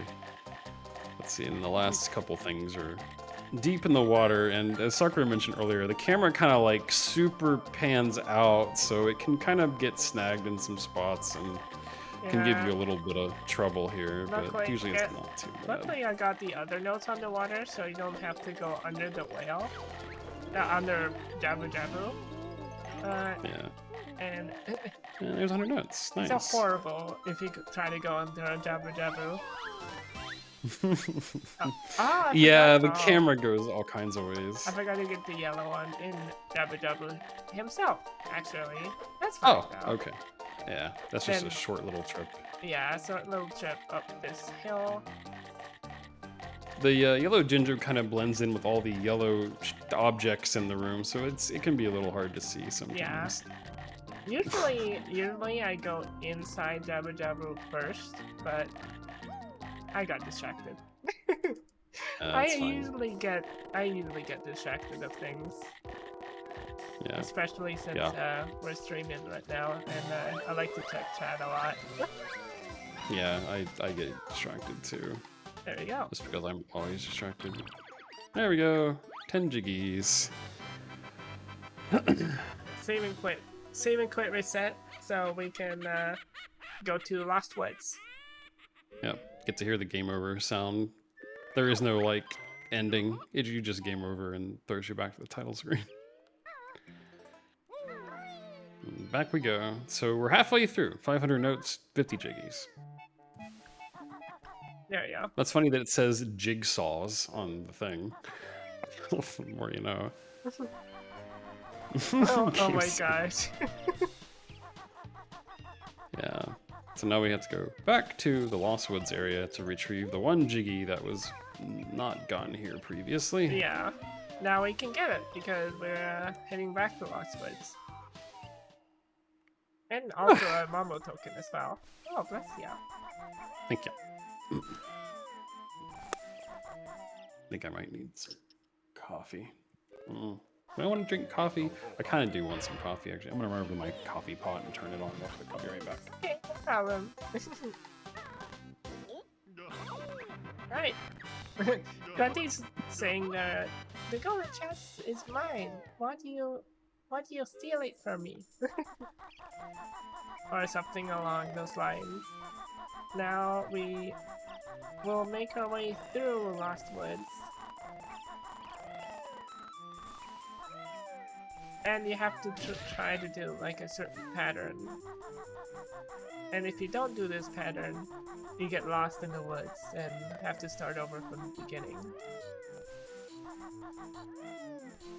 Making our way to Sacred Meadow. To unlock Forest Temple and try out another secret Easter egg level. well. That one's really cool.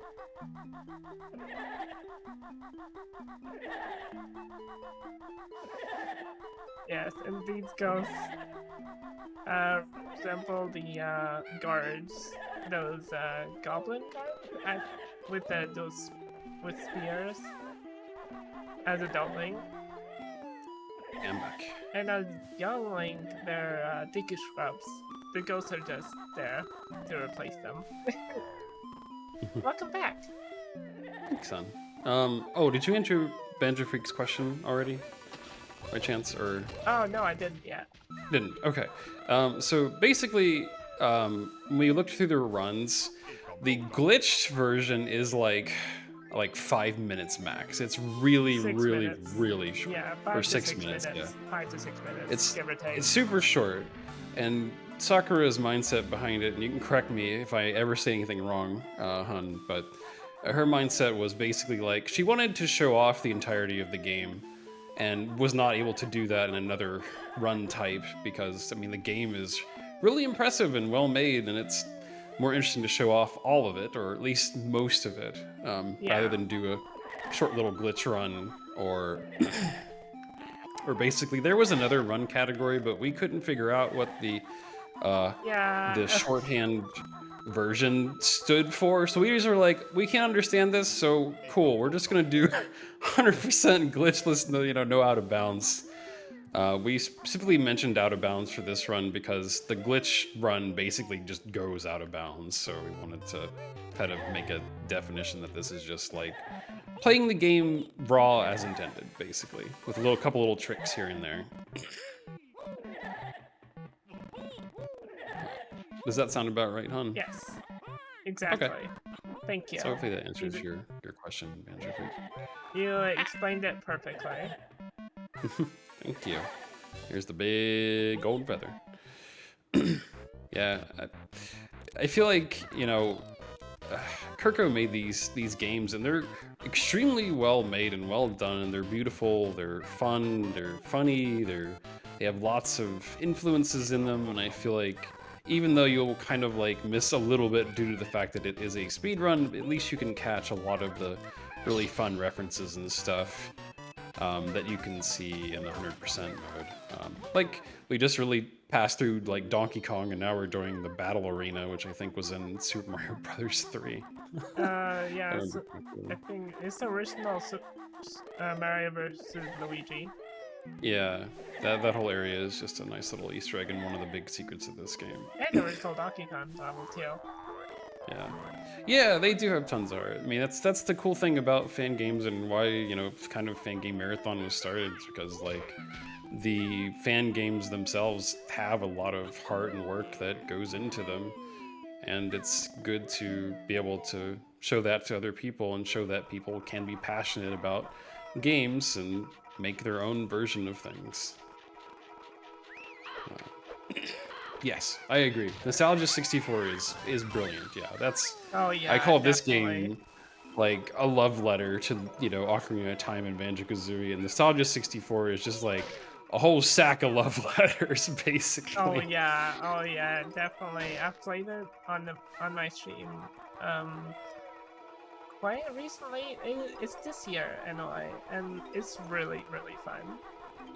Yeah, it was a fun experience. The Forest Temple, which we're into now, is a very interesting area to go to, as this one is a little different than most of the areas. This area is very heavily puzzle based. Oh yeah, definitely. Hey, TSR Storm, it's good to see you. Which level was your favorite for Nostalgia 64? Oh, it has to be, what the heck, Skeleton? It has to be, Pokemon Snap. Oh, yeah, that's really good. Well, actually a mix between Pokemon Snap and, oh god. You know what? There we go. Pokemon Snap and, I forgot what the other one is called. Oh, Donkey Kong 64. Donkey Kong 64 is really good. Yeah, Donkey Kong again. 64 is really good. I love every level. What the heck? This came out of the wall. What the heck? the clam just freaking comes out the wall. What in the world? That doesn't. I don't think that's ever happened before. No, the random enemy positioning is That's fantastic. There we go. Okay, well there's this runs. That has never happened before. I hope you all are satisfied. You can go home now. Hey Barfy, thanks for the raid, much appreciated. Hope you had a good stream. Welcome back to Fangame Marathon. Yeah, thank you for raiding Fangame Marathon. How are you? How is your stream? For me, I think my favorite area in Nostalgia 64 would probably be, honestly, I like the Bomberman area a lot. Oh yeah, the Bomberman area is really good too. Actually, I can't choose which is my all-time favorite, honestly. It's so hard to choose. I also love the GoldenEye area. I played so much GoldenEye when I was a kid, and that area was just like, it put the biggest smile on my face seeing GoldenEye again.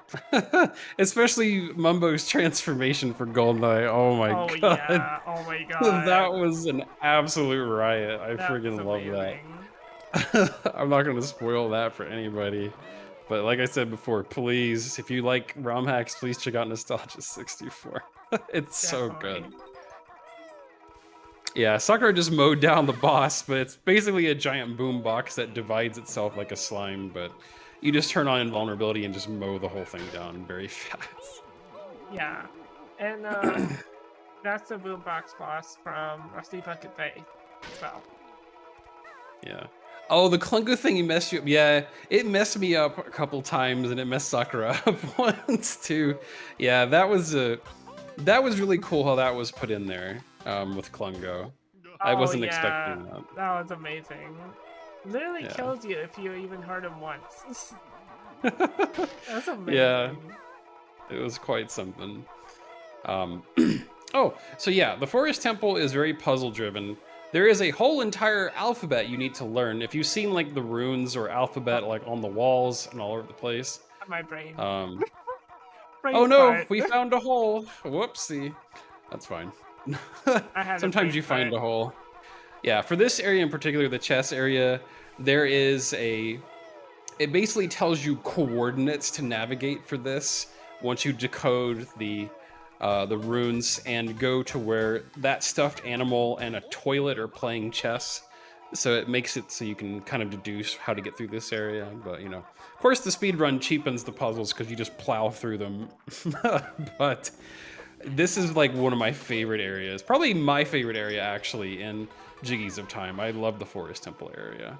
It is fantastic, and it was a great experience because I did this with Sakura on her stream, and I was helping her basically decode the alphabet and was reading off the signs as we went through each area and stuff, and very, very fun to do the first time around. In the hole. Thank you.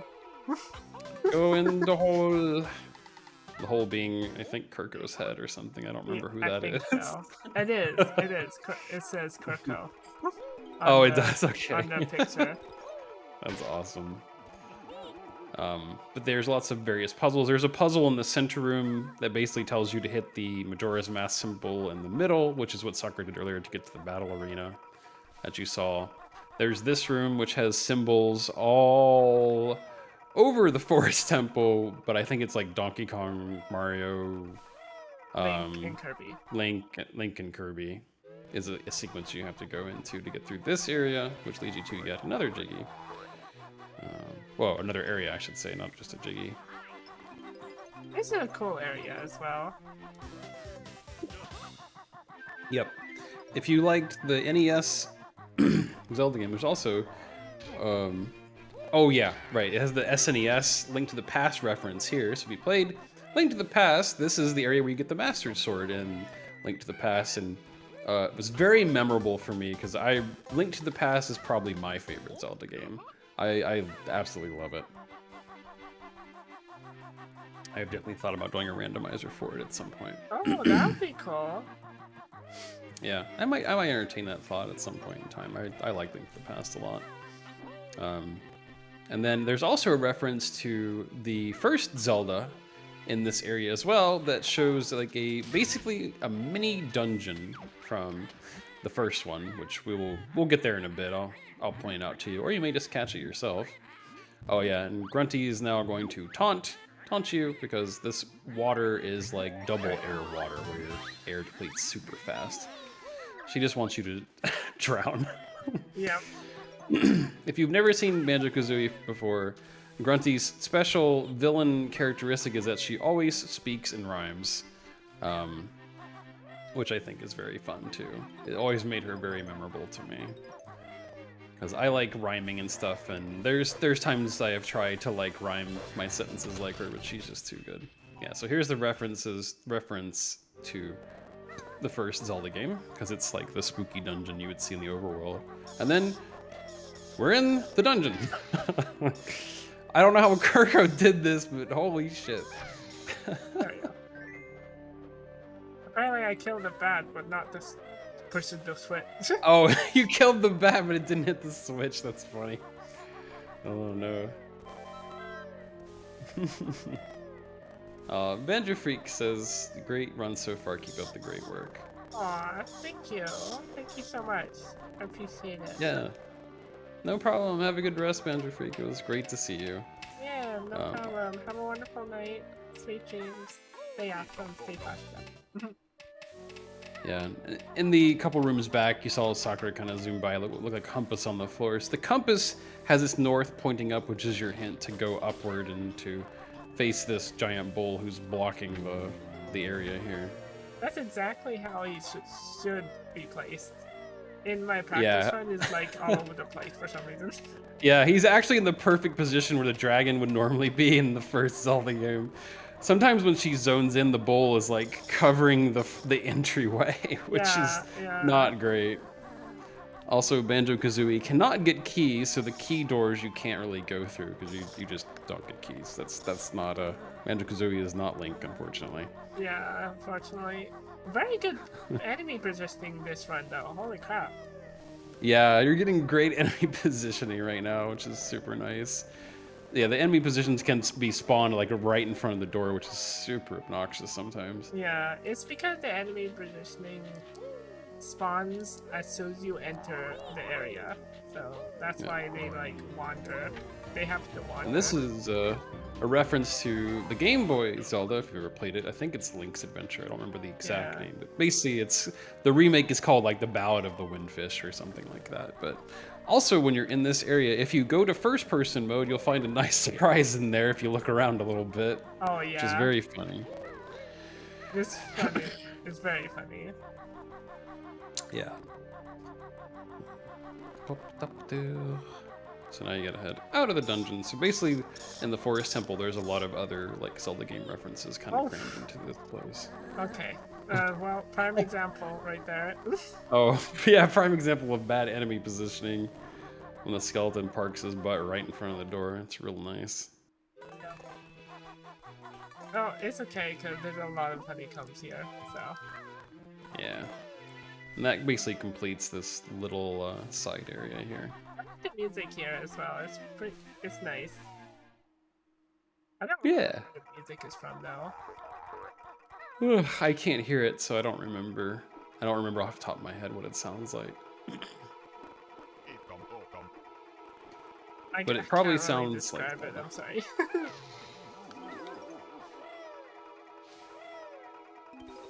Okay. Collecting. Oh, that's another letter there.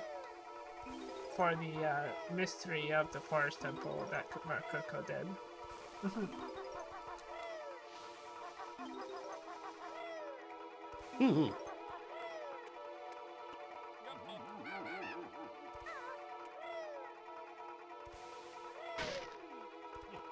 There we go.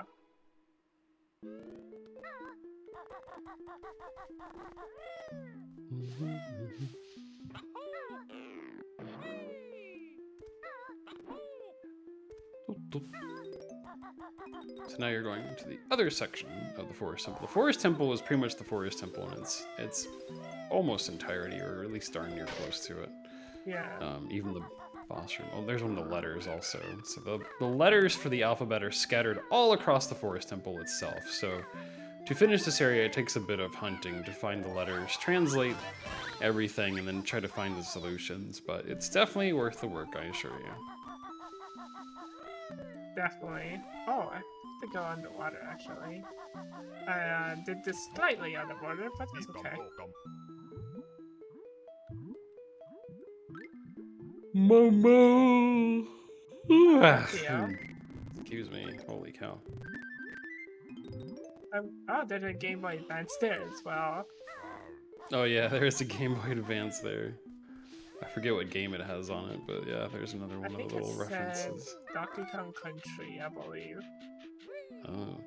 Yeah, and this ladder, invisible ladder that she's climbing up now is also through a series of hints and translations from the alphabet, so unless you just randomly decide to jump against that wall, you will not find it. Yeah. There's another letter right behind her. Letter I. I caramba. Oh my gosh.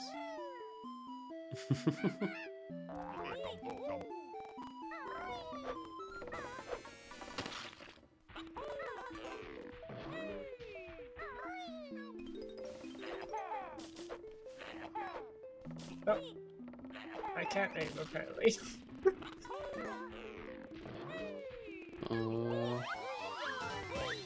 Did you get all the notes out of the water, Hun, or does that come later? I think I saw a note in the water still. Oh, you get them now. Okay, never mind. Yeah, you get them now here. And the other water I got as well. And there's more notes in here as well, too. Oh, down in the sewer area, yeah. The sewer area is interesting. Lakutu, come on, buddy. Usually you have to finagle yourself down here with the camera. Yeah. I don't remember what this alphabet wall here says, but it says something like it's basically a troll. It's kind of a joke. I forget what it is. Basically, I think, if I remember correctly, it said this message is a joke. XD. Yeah, XD. Yeah, specifically there's an XD at the end of it, which is very funny. If the wall hugs, they appreciate it. True. Yeah, exactly.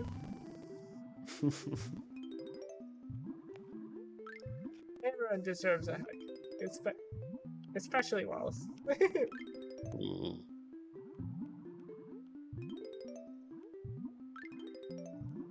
Yeah, the Forest Temple will probably be your longest area if you ever decide to get to this game, just because of the whole alphabet thing. Oh yeah. Oh yeah, definitely. Does have like a video of the area that basically displays all the messages if you want to check yourself, or if you really don't feel like fighting with the puzzle part of this area, you can just go to the video and just find your way through that way. If you're not much of a puzzle person, which I can understand too.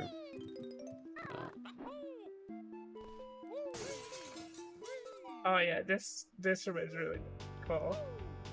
Oh yeah, so this room has music, like a musical Banjo-Kazooie sound font version of the Foo Fighters. I forget which song it is specifically, but there basically is an entire album of Foo Fighters in Banjo-Kazooie sound font that exists. I believe it's on Mark Kirko's channel as well, which was really interesting. I never expected that to be a thing.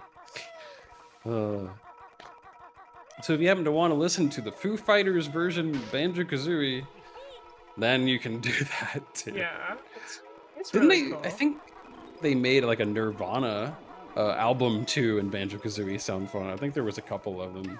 Oh yeah, this place is a little trippy. We're heading to the kind of wiggly zone. This one is pretty wild too. So later on in this area, fish, you will fish butt. You will have to find out because this is definitely kicking my butt. Oh my god, the fish! No, this whole area is blue like it's water, but you'll walk through in here and you won't be able to activate the water And there's no real explanation why, and you're just like, well, how do I do this? Well, if you go through this place, later on there's another little alphabet, and there's the doll in the toilet playing chess. Yep. There's a hint that basically tells you need to touch the ceiling to activate the water in the room. I have no idea how Coco did that, but basically... On the floor of that very room, I think, has a series of ancient letters that basically translate touch ceiling or something. I think so. Is this touch ceiling? I think, yeah. touch ceiling, get water, become water. Something along those lines. And that's how you're able to swim in that room. Then once you exit the room, it basically drops you out. Oh, there's Skyward Sword, by the way. I forgot and remember if there was Wii games in here. I guess there is.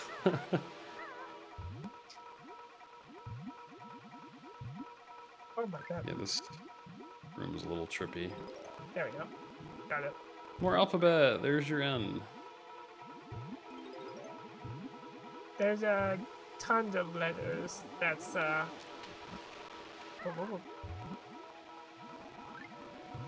believe the entire alphabet can be found. Oh my god. You don't need to necessarily. If you kind of like those kinds of puzzles, you'll probably be able to figure it out pretty easily with most of the alphabet, but I'm pretty sure you can find the entire alphabet here if you need it. Yeah. Oh yeah, there is the entire alphabet hidden in this forest temple as well. I don't think you need the entire alphabet, but yeah. Nah. Yeah, no, you definitely don't. You can definitely infer quite a bit if you need to.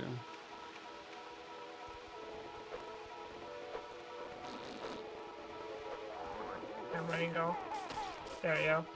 Camera angle moment. The camera angles kind of go wild in this room in particular. Whee! Oh, hello, Ghost.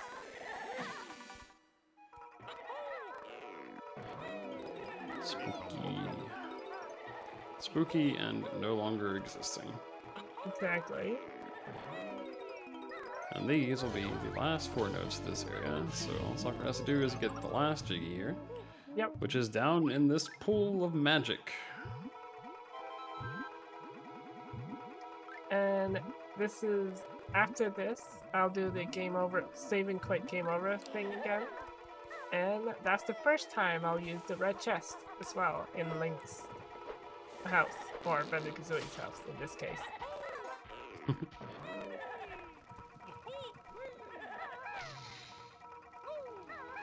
There we go. Oh, either this one first. There we go. Yeah. Oh yeah, if you mess up it hurts you. Yeah, the paintings you saw earlier basically relate to the number of ghosts on them as far as position of the cards and what cards to hit. And the alphabet on the wall basically tells you as much. But Sakura knows the combination by heart, of course. Yep. Yep. That's the last one. Banjo's dancing to the game over screen. Look at him go.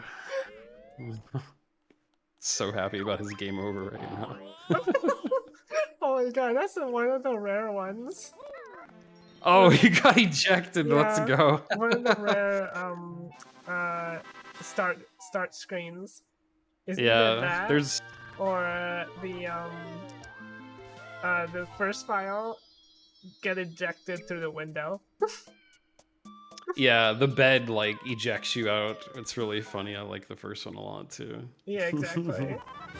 I forget what the cooking pot one does. I don't know. About that one. I think you still get ejected in some way or another. I want to say, but I'm not 100% sure on that one. This is the first time you use the day and night cycle as well. Yep. So now we can do day-night cycle to cycle it to nighttime to get more stuff. Because conveniently there's an ocarina just sitting on top of the tombstone or headstone there. And now we're going to Grunty's amusement park, or carnival, or however you wish to call it, I guess. It's just called like Grunty Land or something. Grunty's Lon Lon Carnival. Oh, it's Lon Lon Carnival, yeah. So Lon Lon Ranch has been turned into a Lon Lon Carnival, which is very sad. That, but oh my god. amusement park. Oh my god, Mimi. Yeah, I mean, the cows are still here. They're just aggressive. They don't like you.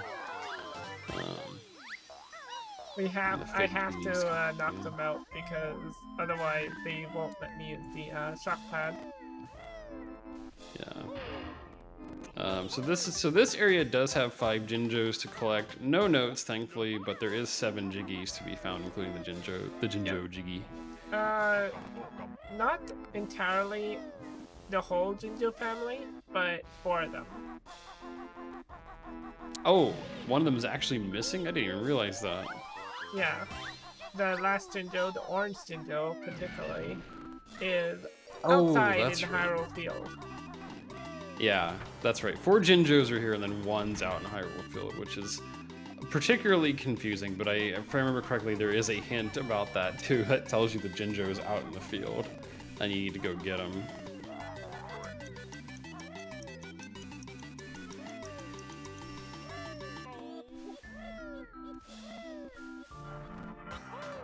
Also, this one can be a little tricky because the top part will start closing at about 2 or 3 seconds and try to keep you out.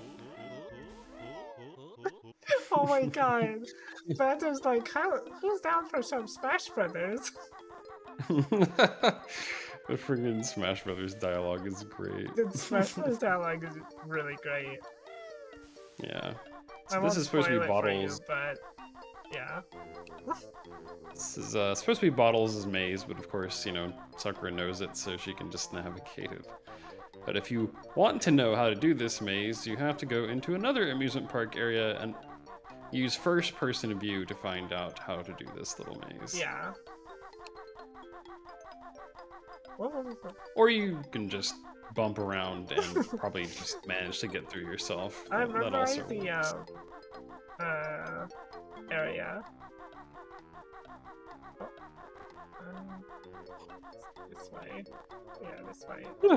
E and then B. There we go.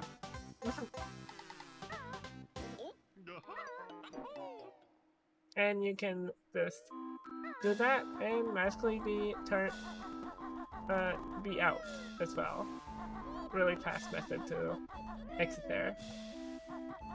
Yeah, amazing. Yeah. It's quite the maze, but Sakura's going on a walk. Oh yeah, if you play Donkey Kong Country 2, one of the carts are stuck on the broken down roller coaster that's also missing several sections of track, but we don't worry about that. Which is right over here, the little skull thing. Yep. I remember those. That was the bane of my existence for a while. Yeah, this is the entrance to the Tower of Terror, I think it was called. The Tower of Terror, yeah. I believe. I think it's called that. Yeah. Anyway. And, yeah. This is why it's called that. Yeah, it's basically a bunch of rather precise jumps and platforming to do in here. I did do this first try. No, not first try. I did do this one shot on one of my practice runs, but of course I don't do it right now. Oh yeah, this is like the carnival music from Ocarina of Time, I think, too, or like the mini game music. The mini game music, yeah. Yeah, it's really good. I love the mini game music. This is I remember it from the bomb shoe mini game and the slingshot mini game because I played it so much. I played the bomb shoe mini games way too much too. Well, I think my coffee's ready, so while you do this, I'm gonna grab my coffee. I'll be back again. Teddy. Yep.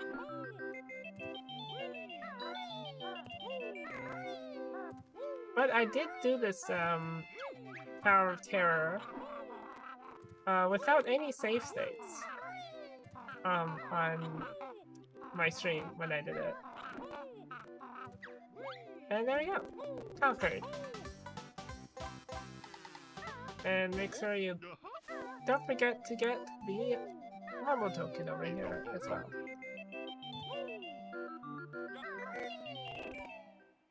Also, the maze picture is also in that room as well, too. If you are confused about the maze as well, too.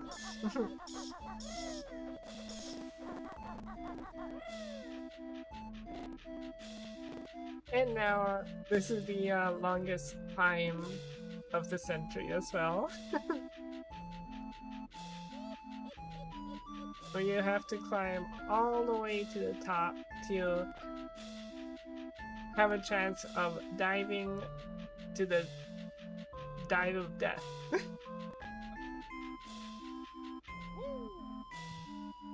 And if you miss, you most certainly die, so I use the ground pound trick.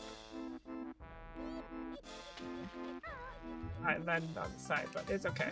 We got it. Every game needs a long ladder of course. Yes, exactly. Every game does indeed need a long ladder. Alright, the next thing is climbing this Ferris wheel.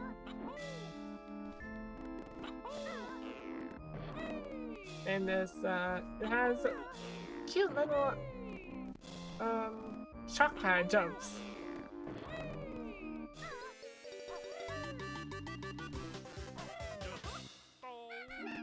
Very cute little shock pad jumps, I'd like a picture. To indicate that you can.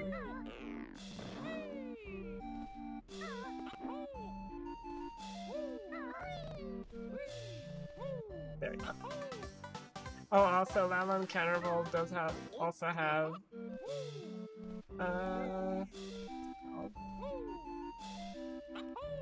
the windmill music as well. Right, and that's it. Like I said at the beginning, when we enter here, the orange Shinjo is not here. The orange Shinjo is in Harrow Field, underneath some, underwater. There we go. Nope. Usually that happens. Sometimes that happens. You just, go back in, because the camera tricks you sometimes.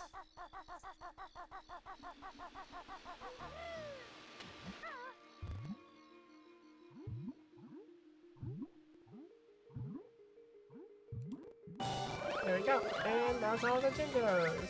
One more Jiggy left in Hyrule Field, and that's another Easter egg level, which we're not going to yet. We're going to Lake Hylia first.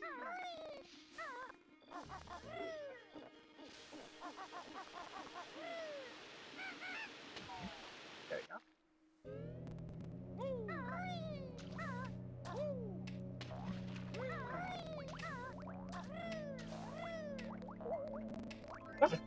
Oh my god, that's funny how Kazooie walked on it on an angle. Yeah. Lake Hylia. Lake Hylia was another big one as well that contains the water temple. And if you remember what the water temple was like in Ocarina of Time, yep, it's pretty much of the same, except you don't get to utilize iron boots, so you have to swim a lot.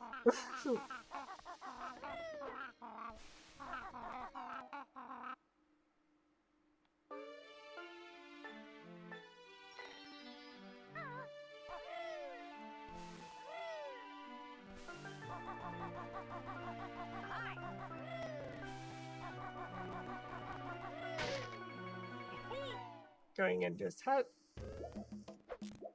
Some notes and a Jinjo in the fish tank over here.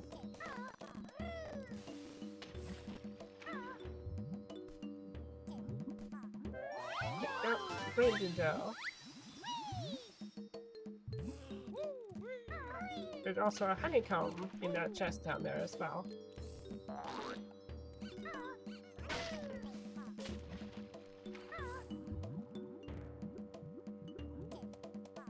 There you go.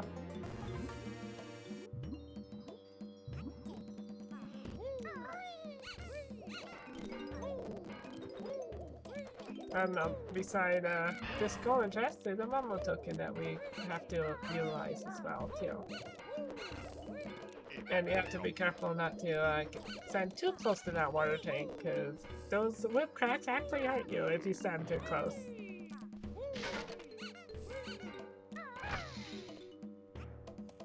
And this switch unlocks the Gerudo Fortress puzzle.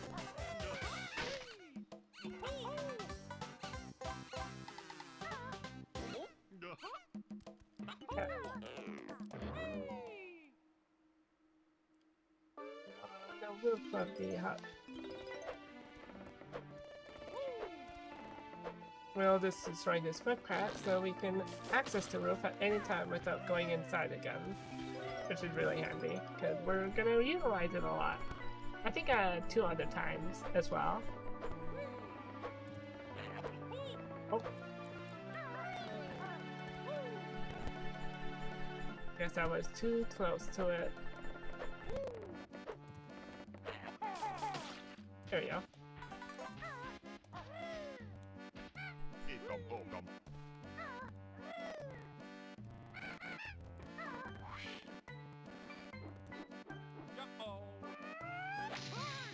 Okay, I'm back. I hit the ceiling apparently. Welcome back. Thanks, son. Sorry, I was going to get coffee and then I realized I was out of water, and then I realized my dishes were dirty, and then I realized I wanted a piece of pizza, and then I realized I needed to use the bathroom, and so I did all of those things and came back. Aw, no problem, honey. So it ended up being a lot more than just getting coffee. It's okay. But I do now have coffee and water and a piece of pizza, so we're good. I tried my best to commentate for myself as well. Oh, I'm sure you did fine. Intense series of realizations. Yeah, it happens sometimes. Yep, exactly. It definitely happens sometimes. For coffee on a spiritual journey. Yeah, it's just a little bit of a spiritual journey that I did not intend to take, but here we are. Oh dang, I missed the Snake Eater ladder. Oh well. I call it the Snake Eater ladder just because in Metal Gear Solid Snake Eater there's an extremely long ladder sequence, which I'm sure at least some of you are familiar with, where the Snake Eater theme song actually plays over. It's not as long in this game, but it makes me think of that moment a lot when she goes through that. Yeah. But yeah, now we're in Lake Hylia, right? Yes. Oh. This place consists of... Whoops, sorry, go ahead. We already went into the house and opened up Gerudo Fortress as well, too. Oh, very nice, yeah. So this place has like a house, the lake, and of course everybody's favorite temple, the water temple. Yeah, we also unlocked that doorway as well, too. Did you do the fish area yet? Fish area? Yeah, the fishing area where you have to kind of clean it out to get the Jiggy there. I don't think so. You know. I don't think so. No, okay. I haven't done that yet, okay. Yeah, also the fish area you do to catch the big old fish in Ocarina of Time is implemented in here. Sadly, there is no fishing, so don't get your hopes up on that one. I really wish there was, but I guess that's a little... Of course you do. Yeah, I love fishing. Fishing. I am the epitome of MILF. Man, I love fishing. That's like my favorite. Oh my gosh. Oh my god, Mimi. Exactly. Yeah, Mimi's a MILF too. Man, she also loves fishing. It's only fair. Fishing is great in all forms, except maybe in real reality. That kind of fishing gets a little hot and you gotta wear lots of sunscreen and mess with worms and stuff, and that's a little more difficult. I like computer fishing. Oh yeah, definitely. Don't call me that. Sorry, Mimi.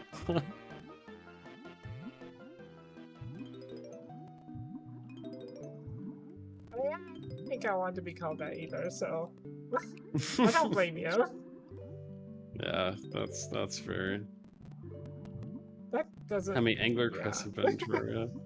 Let's go! Yeah, the angler quests are pretty fun in Terraria. I've done a lot of... Yeah, my Sea Fantasy arc is coming. It is coming, Mimi. That might be one of the next things I play. You keep, like, disappearing in the kelp and the graphics of this area, and it's boggling my mind. I don't know how this keeps happening. It's like you're just going invisible. Fish! Fish! Sometimes the Big clouds are so fish! annoying that you can miss the Jiggy, and well, it's obscuring. Yeah. I've been thinking about what There to you do go, for my got next stream, so maybe Sea Fantasy will just have to be that. Oh yeah, it's in the kelp and everything. Yeah. That's right. I got it though, so. Nice. Yeah, if you like fishing games, Sea Fantasy is pretty fun. It's basically an RPG fishing game on Steam. If you want to check it out, feel free. It's pretty sick. Cool. This is the fishing area that you go in the Ocarina of Time as well. I believe you need to get like the largest fish. I believe. Yeah, you're supposed to piece get of heart. like the mega fish here for the piece of heart. Oh, Except in this God, case, this Grunty is struggling right now. Oh no. Except in this case, Grunty has basically destroyed the area, so there's no... Well, there is fish, but you don't fish. You just clean up a little bit, get a Jiggy, and you're on your way. Yeah, and as you saw, I did throw eggs blindly down the water there. There's one of these rocks that you have to destroy on the bottom there. Blindly, mind you, so... But luckily the branch that's in the middle there is placed in such a way it's perfectly in line with that stone as well that you can break.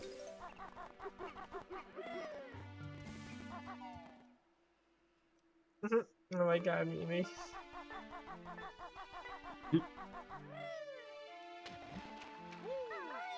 Also, Blubber's here. He just cries a lot. Yeah. Because someone stole his gold. Yeah. Destroyed his fish area, stole his gold. Blubber's not a real happy walrus right now.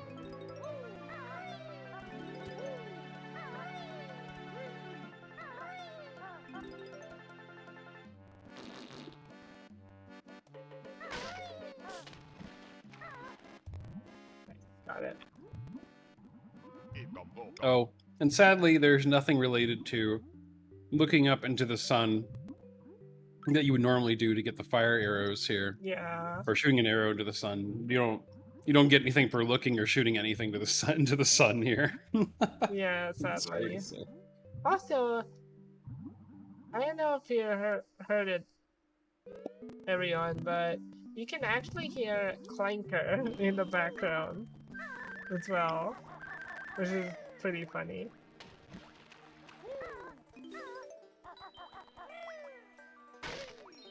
Terraria is so much fun. Undertale 2 is probably my favorite. Absolutely one of my favorite fishing minigame type of things. It's so good. That game is one of the goofiest games ever. But the fishing, absolutely top tier in that game. It's actually insane. But anyway, so we're on to the Water Temple, everybody's favorite dungeon. This place is still equally confusing to me. However, as usual, Sakura has no trouble navigating it. I have my own troubles with this. It's because I practice a lot, that's all. Yeah. There's a bunch of notes strewn throughout here, a bunch of Jiggies, and a boss as well. Like there's a couple of like little secret things you have to do here, which again, there is like signs and hints around to kind of give you an idea of what you need to do. Oh, like that. That's a Jiggy. That's one of the things you gotta do. That's the Jiggy that you'll be seeing me kill as well, so you'll hear it. It's pretty funny. Trellick, hey! Hi, Good to see you. Joey. It's good to Welcome see you. in. Hope you're having a lovely Saturday? Friday? I think it's Saturday. I guess it's Saturday. It's definitely Saturday by now.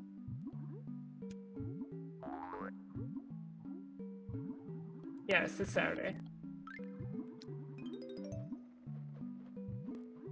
Well, early morning Saturday. You did? Oh, nice. How'd it go? Hopefully it was good fun.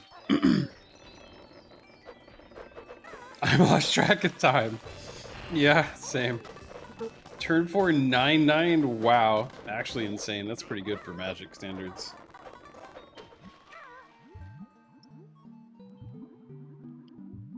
Two out of 4 games. Hey, not bad. Oh, very nice. Congrats. Mm.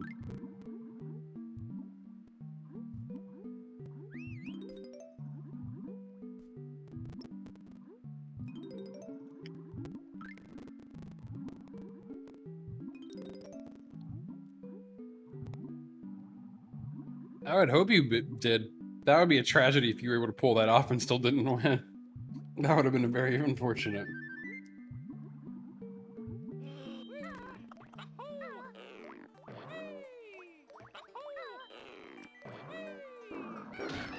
I died here on one of my practice runs, but I've got it down now. That's great, honey. 99 of 0 escape. Oh my god, Mimi.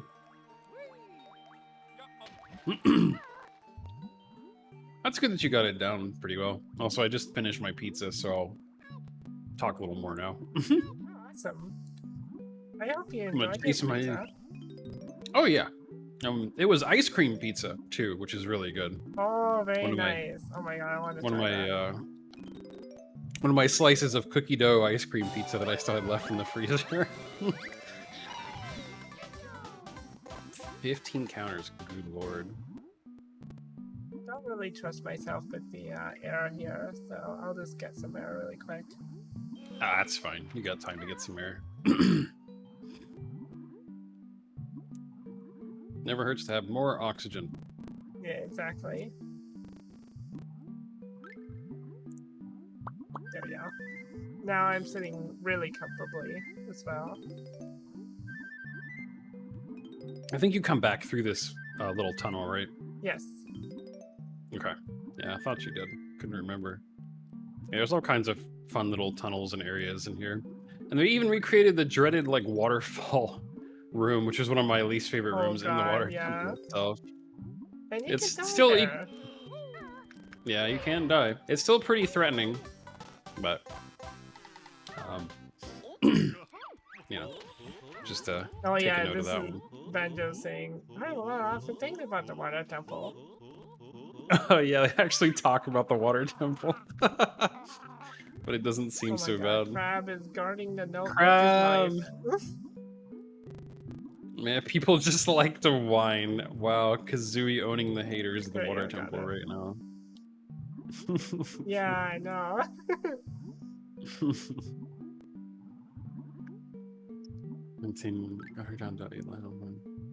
Wow, that's crazy, Droid. Whew. Hey, Rainy. Welcome in. Good morning to you. Oops, excuse me. Hey, Rainy. Good morning. yeah, Kazooie really did say that. Alright, this is when we kill the Jiggy. Alright. Woo! I love the farting Jiggy. It is easily the best enemy. Oh yeah, you don't need a boss key, you just bash down the door with Kazooie. You don't have to worry about it. There's no boss key required here. If only if only Link had Kazooie with him, he would have got in much easier.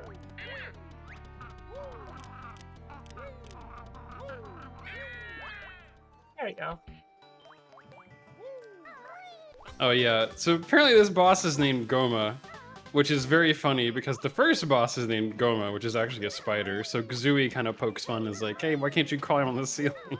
Because this Goma is not a spider. It's just a hermit crab. Yep. We have to go right back in now. People hate water temples and yet they drink water. Yeah, it's very hypocritical. I Oh agree. yeah, definitely. How could you hate the temple and still drink water? It's just messed up. Yeah, don't you know water is 99% made of the human body? Yeah. The body is Wait, what? made up of 99% of Wait, water. I think you got the fact a little backwards there. Oh my goodness. You know what? I think you were close enough on it. It's fine. Yes, I'm close enough. Whatever. Yeah. Finally a temple to eat my cereal in. Damn it. Oh my god. Freaking Dan. I can't believe this right now. 100 notes of Lake Halia / Water Temple. Yeah. This uphill climb's a little rough, but you can do a talon trot and flips. You know, water is 70% made of temple. Oh my god. Yeah, that sounds like a legitimate fact to me. There you go. Wow, down to 427 up one. Very nice, Strelic. Sounds like you had a couple good matches. There you go. Crab. Oh, that's right, you're supposed to die to the crab. Yes.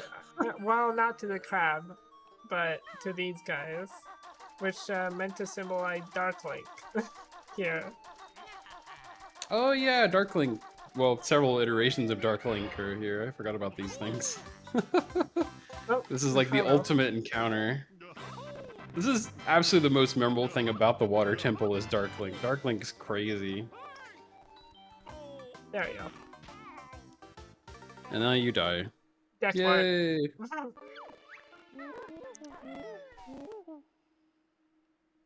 Darkling is also happy for you. Oh my god, exactly.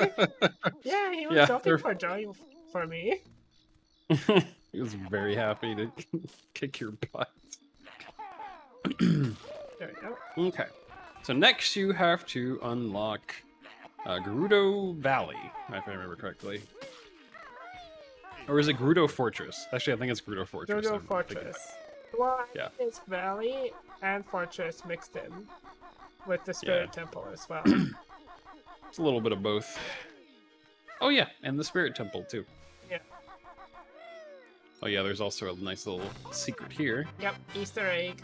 The final Easter egg of the game, of the run as well. Might be able to guess what this is alluding to. Mm-hmm. Kong's banana horde. Oh my god. This secret's really good. Yeah, so this is a secret that is about Donkey Kong Country #1. All the Donkey Kong Country games were excellent to me. I loved all three of them. Okay. Definitely do recommend to play those as well. Yeah, this area is a bit of a side-scrolling area, so it's a little, little interesting. The camera angle is really you know. Yeah, the camera makes it a little challenging to get some of the stuff here because of the way it works. There you go. Whee! Woo! There you go. Get out of here, beaver. Fish. Some of the audio is not here as well. Random ghosts just come out to spook you. Jeez, you're destroying everybody. What the heck? No mercy. There you go. Oh my god! Oh my god! That's the one. That's the game I played on the airplane. On 3D. That's too funny.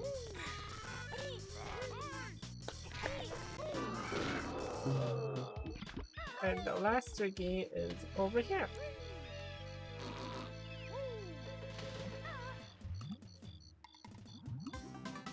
Yep. Master Key big, of Harold Field. and the big red feather is here too. There you go.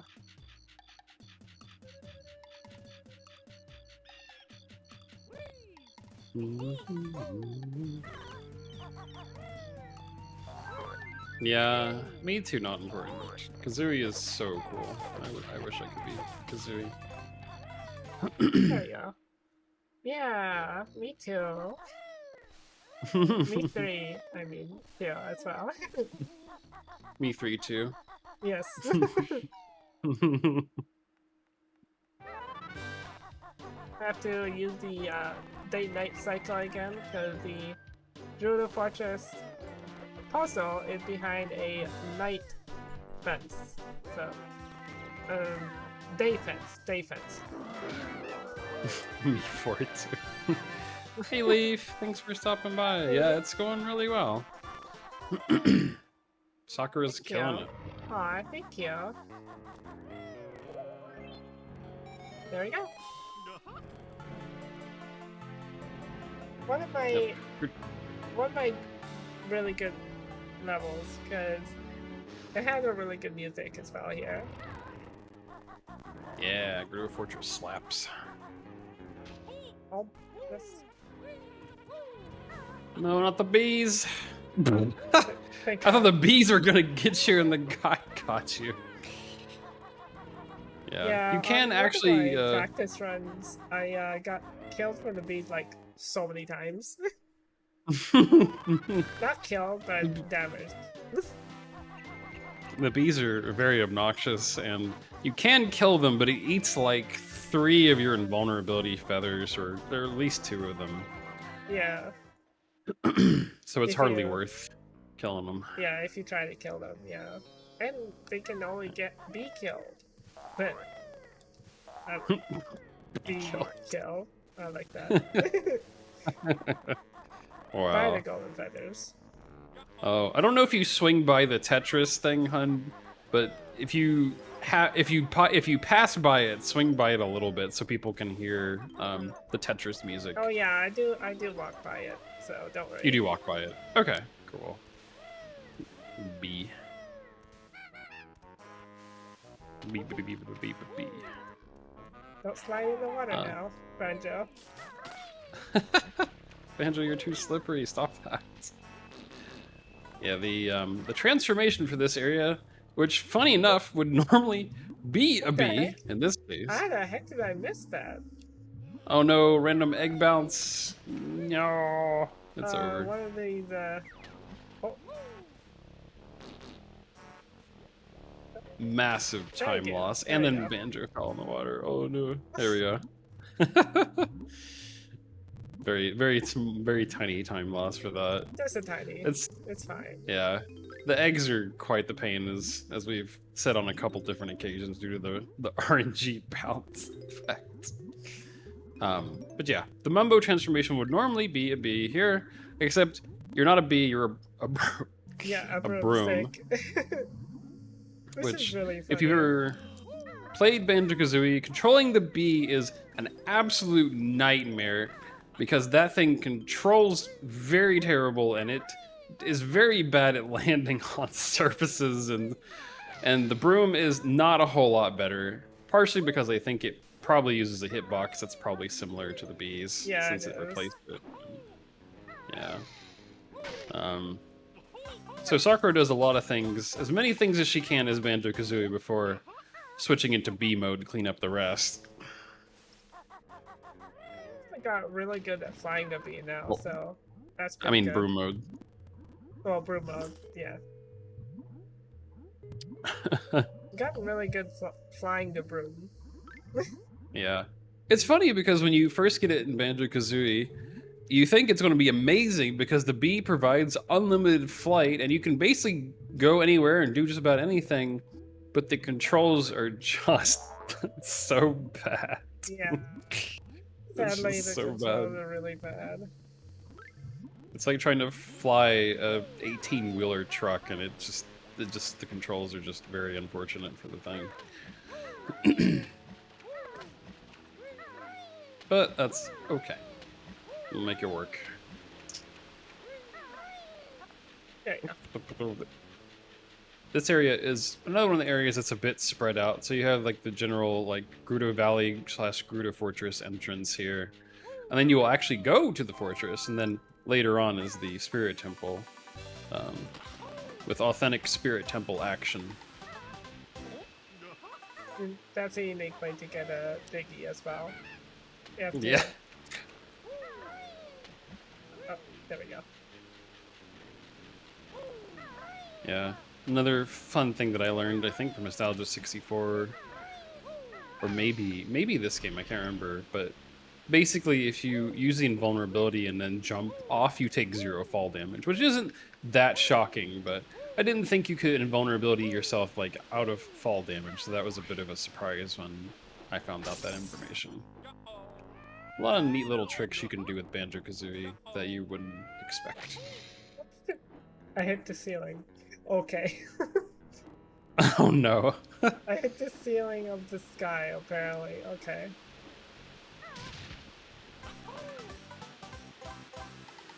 The ceiling of the sky. That sounds a little funny.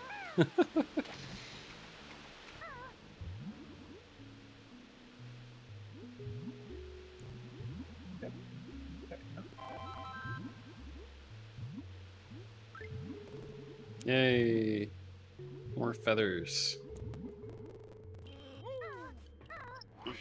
But this area is basically the next to last area, the final area being Grunty's castle. Yes, Grunty's castle.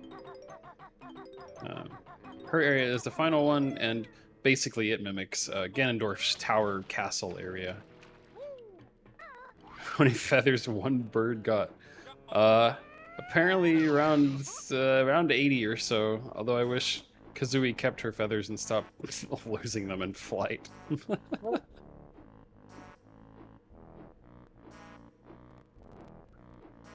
Oh yeah, there's a Jinjo hiding in the stinky pipe that just dispenses sewage. Great.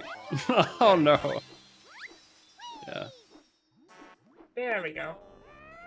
It's shedding season. And against a judge, he slaughtered me. Oh no, I'm so sorry. Cutscene. Yeah, judge. Oh yeah, gotta get in the bird cutscene. Let's go. Here we go. Always gotta get those mandatory bird cutscenes. Very important. This is where you hear something. Oh yeah, so you can hear the Tetris music gently coming from that stinky like Game Boy. It's basically like an irradiated Game Boy. It's pretty neat. I especially like hearing the theme here, coming here for the first time. There you go. Oh. Thanks, son. Sorry for wasting out your precious seconds to hear the theme. Few seconds. We need to hear it a little bit. Yeah, it's required. It's great. It's a great little theme. Yeah. Draw. Burb. Hello, Darktina. Welcome in. Yep. Borb. Yeah, the Game Boy that survived like a nuclear bomb, basically. Exactly. It's pretty awesome. That's why it's kind of all irradiated looking. Oh yeah, I don't know if we've seen the Banjo-Kazooie like pots before. I think there's one in Bottles' room, but I think this is the first time seeing them. But basically what the Banjo-Kazooie pots do is if you're shapeshifted as Mumbo's like transformation, you can jump into the Banjo-Kazooie pot and it will turn you back immediately to Banjo-Kazooie. Yep. Back when they were durable. Yeah, the Game Boy, that thing is incredibly durable. Holy crap. Oh wait, it's a real thing, Mimi? That's crazy. I did not know that was like an actual real story. That's super cool that a Game Boy would survive a bombing. Oh, I did get that one. Yeah. Oh yeah, Nokia also is acceptable too. The Nokia phones were so insanely durable that they could survive probably just about anything. Yeah, this is crazy. Sent article. Oh, okay. Thank you. That is some fun knowledge. Though the case is scorched and the buttons half melted, this party handheld gaming device can still run a game of Tetris. Oh my god, that's wild. It does actually still play Tetris. That's so cool. Oh, there we go.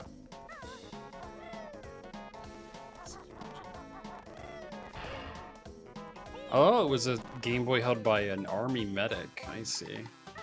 Stored inside the barracks, and then they got bombed. No casualties, but the debris of the army guy found his Game Boy. Case was heavily scorched, buttons melted, motherboard was exposed, and the overall shape of the system was warped. However, he even sent it back to Nintendo to have it repaired, and they couldn't do anything. And he inserted a game cartridge in it, and to everyone's amazement, the cartridge of Tetris worked. Oh my god, that's amazing. Yeah. It says rather than repair the Game Boy, Nintendo sent him a replacement and kept the original charge system as a historical relic. And it still functions to this day. Wow, that's really cool. Now I have to wait for the carpet. The magical carpet. Huh. That's cool to know that's not actually made up and it's a very real thing. That's cool.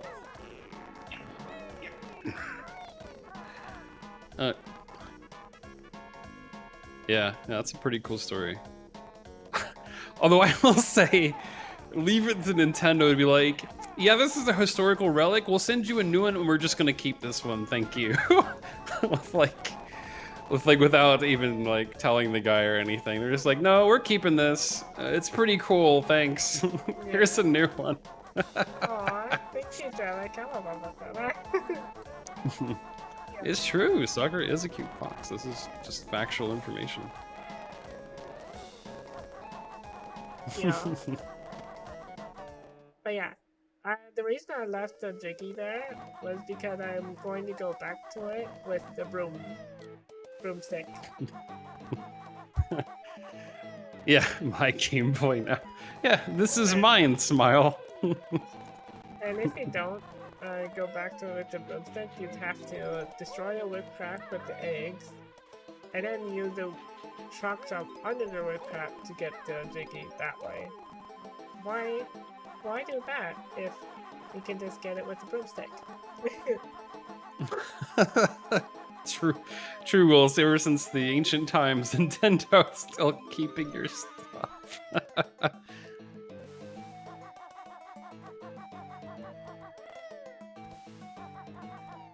Alright, this is the Spirit Temple as well. Fine Joy-Cons. Semi-new one but kept the old ones, which had stickers and decals on it. Dang it, Nintendo! So there you go, your old Game Boy they could have done that too. Like, yeah, this is your old one, we fixed it. Wink, wink, here you go. Oh my goodness.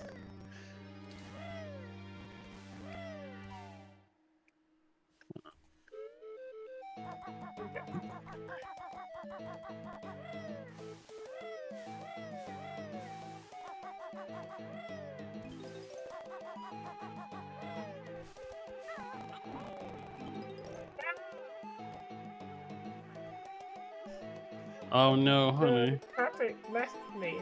Not there. I can't believe this. Those Joy-Cons had illegal mods. Putting stickers on it. Oh my god. Instead of proving they get cheesy appearance. Oh my goodness.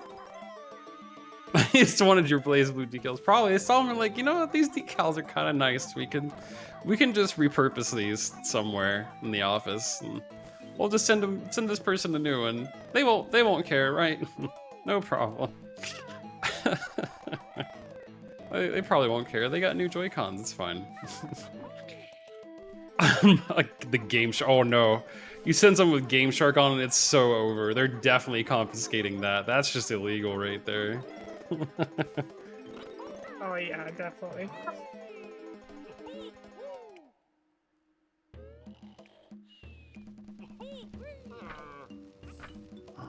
So yeah, this transformation, we all guessed it.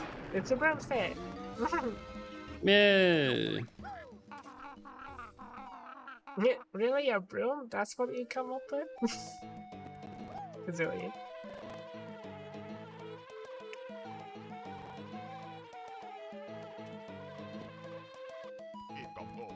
Oh. We only need to get 4 more Momo tokens, and that's it. You don't need to get any more. Because the last reservation is 25.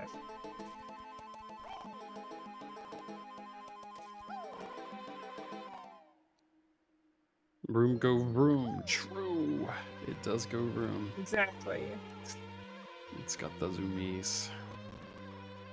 Room got the zoomies.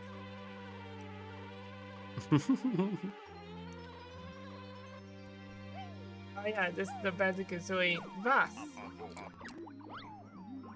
Transformed back into Banjo-Kazooie.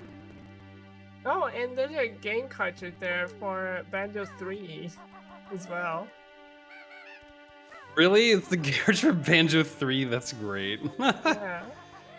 Yeah. Those who have a keen eye can notice that there's forest temple runes in this place, and if you still have the alphabet handy, it says something along the lines of, "We want Banjo 3, I believe. I think so. Yeah, something along that. Excuse me. Your excuse. Thank you. Let's see. Yeah, me too, Drella. Game Shark and Game Genie was like my bread and butter back in the day because I always liked cheating at games that were too hard for me. Yeah, Now, I did used to use the Game Shark. Oh, what the heck? I don't know how I missed that. Oh my goodness. oh no, that's okay. Not a big deal. Yeah, nowadays I'm pretty adamant about not cheating in things because I like the authentic gaming experience. Oh, thank God. Oh my God. Wow, what a recovery. That was pretty wild. I'm glad you saved that one. Oh yeah, you just hit this lady in her face and it breaks her face, and then she just has a gaping hole in her face, which looks great. Yeah. Doesn't look scary at all. And of course, here's your Jiggy. Just kidding, it's not real. The Jiggy's actually inside the sarcophagus. Yes.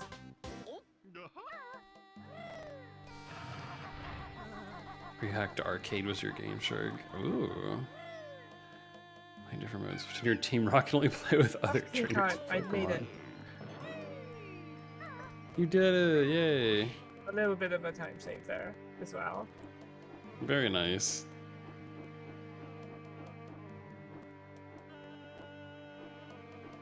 And exit.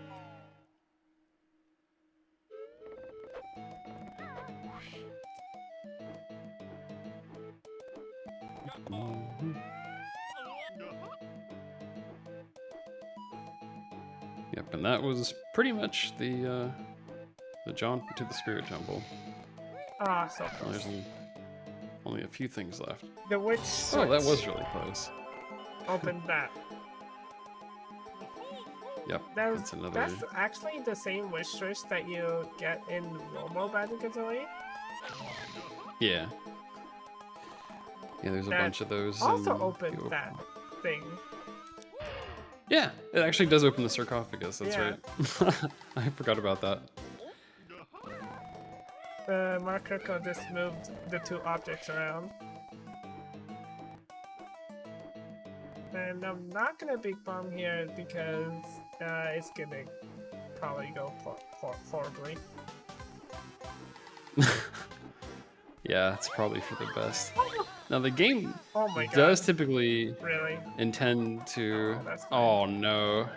That's fine. Intend though. for you to do the cactus as the broom, but it is much easier to do with Banjo-Kazooie because you have a lot more control with Banjo-Kazooie. Trying to do the cactus holes with the broom is a bit rough sometimes And due the to the carpet needs controls. me too. What the heck? No, the carpet just keeps leaving you Yeah, constantly. the carpet's like rude. Get back here.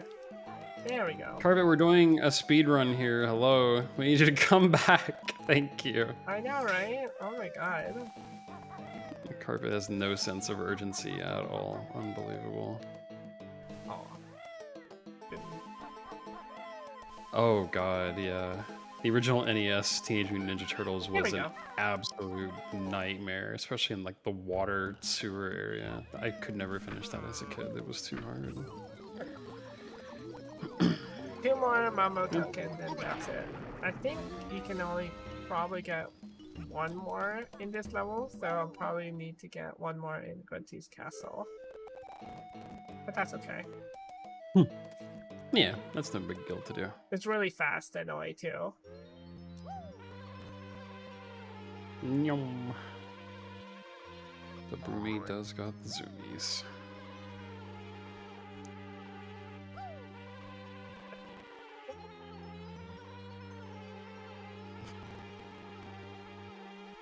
Whoop! Just Broom things. Oh my god, what the heck? the freaking broom is like actually impossible to buy. There we go. Got it. By the tail of the broom.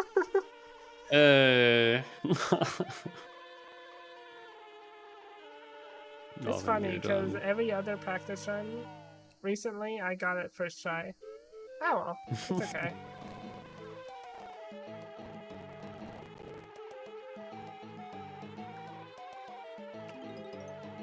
That one.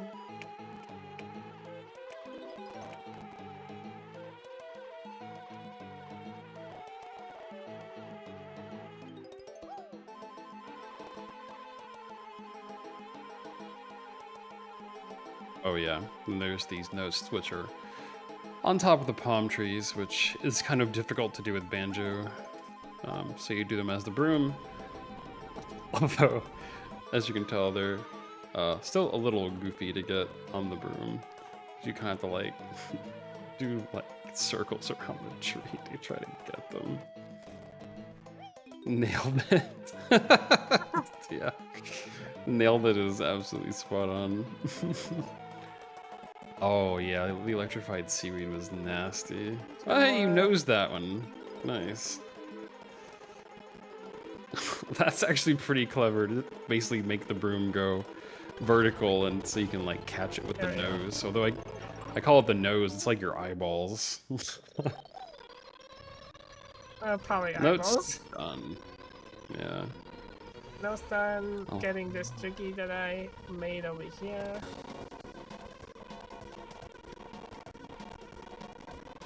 Oh yeah, so normally you can get this one as Banjo-Kazooie, but again, you don't have to. You can just get it as the broom, so... Yeah. Oh, thank God. Did it. And then there's a cactus hole, first try, very nice. And then there's a broom-shaped hole over here that you have to get into.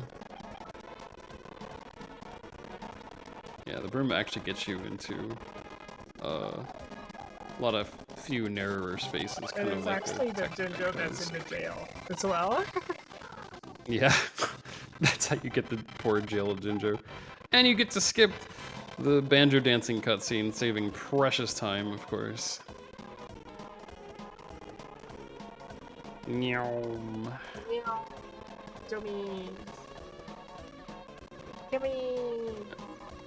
And then there is, I believe, one last thing to get near the entrance. Yes, as it's there is empty honeycomb and then mumbo token. And yeah, there's like basically a little watering hole near the start of the area that you can go into as the broom. Oh, what crime did Jinjo commit? That's a good question. Probably the crime of saying help and whistling too much. Oh, probably. Because that is certainly what they do constantly. There it is. Time isn't nearly as precious. It's true. What? Hey, Drellic. Have a good sleep. Thank you, Drellic. Oh, nice. Have a good night. We'll see you before you go to bed. Holy crap. Some point in time. Good night, magic. Yeah, you used up a lot of brain power to do all that. A collectible and a collectathon. Yeah, I guess he's guilty of that too.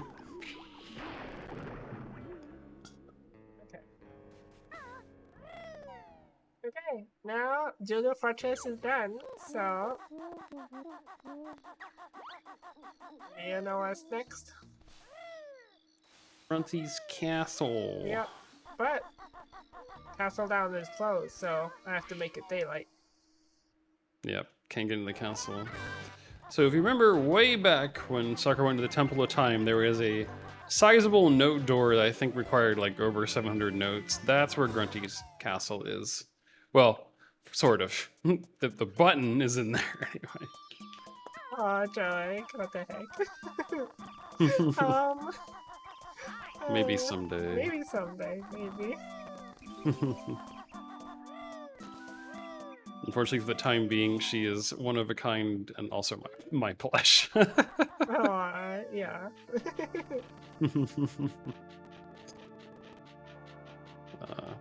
But basically, up in here is the note door. You dispel the note door, and then it gets to the real final boss area. They say somewhere along the way that to get to the final area, you have to go like to the Master Sword, and then the sages will teleport you to Grunty's castle, basically. Yep. This opens the door to the Temple of Time, and no, Banjo is not going to become smaller or larger. The 3D print? Oh, if you want to, Dralik. I leave that entirely up to you. You don't have to, but I'm always open to the idea. Yeah, sure. I think that would look pretty cool. So yep, Master Sword is here, along with Grunty's castle. You just go whoop, touch it, and you're out of here. Okay. Yeah. And yes, there's 100 notes, 10 Jiggies of Grunty's castle as well. Oh my god. Yep, 100 notes, 10 Jiggies to be found here. Oh, this yeah, is very I don't. important here as well. Yeah, very, very important. This is, so normally you don't get this power up to the very, very end of Banjo-Kazooie, so it's nice to have it a little bit sooner. Yep. But it gives you double health, Double which is health. super duper nice. That's also the same place that you get double defense as well in Ocarina of Time itself. Oh, really? That's kind of funny that it's there. Yeah. that's appropriate You then. also need, I think, the Golden Gauntlets, I believe, to throw away the pillar that's blocking it as well in Ocarina of Time. Yeah, you need the Golden Gauntlets to get in there, so you get in there pretty late. Yeah. A gold hammer, silver hammer? Neither. Also, the bees are blue triangles. Don't worry about it, they're still bees. I swear. They look like a bunch of blue triangles. And your bird cutscene coming in clutch. Yep. Okay, Frolic, good night. Sleep well. Okay, sleep well. Have a wonderful night, Jake. Thanks for stopping by the Fangame Marathon. Yeah. Okay, this is the one thing I actually practiced. Yep. So to normally get in this hole, you have to use Mumbo's transformation here. However, you can finagle your way in here through a series of moves and flips and Allen trots and so on and so forth, and get in and get the honeycomb, and then you have to finagle yourself right on out of there using a similar method of a series of Allen trot flips, dashes and jumps and so on and so forth. I love me too, Drellick. Come on. Okay, there we go. There we go. Perfect. Nice. Perfectly done. I practice that a lot. So I don't get stuck on that for a while. Yeah, you can get stuck on that one for a little while if you don't know the fairly mostly correct series sequences of moves to do to get in and out of that spot. It saves a lot of time later because, like I said before, normally you have to get the transformation here, run into the hole, grab it, and then, you know, basically run back. But that saves you a very long and obnoxious trip to get that thing. Oh yes, definitely. it's very obnoxious because it's very easy to die in this particular area as Mumbo's transformation, which I will not spoil for you, but you're gonna see within. Oh yeah, a you'll short love amount it. of time anyway. You'll definitely love what the transformation here is. Yeah, the transformation is very funny. Right now, I'm just getting all the notes that's on top of Grunty's castle itself right now. Yeah. If you're familiar with Banjo-Kazooie, you'll definitely have noticed there is a star floating in the background somewhere that's from what is it, Freezy Peak? Yes. Freezy Peak. Which is the snowman level. Yeah. Freezy Peak is pretty okay. Not the worst, not the best area, but pretty solid. Oh my goodness, that was perfect. There you go. My burp was perfect, or what you executed was perfect? Executed. Oh, okay, that's what I figured you meant. I didn't think my burp was perfect, but you know, I appreciate the praise anyway. There you go, 30 notes. That's the goal that I'm looking for.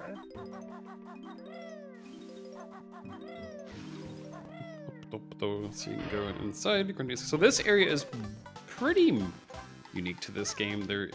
It's got some similarities to Ganondorf's castle, but it's a fairly decent departure from it because there's all kinds of interesting little tidbits to this area that is not in Ocarina of Time.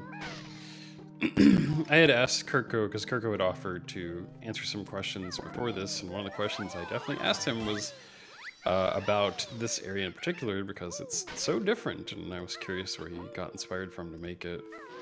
Sadly, he's been busy, so he didn't respond to me, but if he ever does, I will find some place to put that information if it's not already known. Yeah, right now we're in Grunty's castle itself. One of it. Whoa, whoa, whoa, whoa. There we go. Oh, the fish. Yeah. Oh, the skeleton fish. Yeah, the skeleton fish are nasty. There we go. Nice.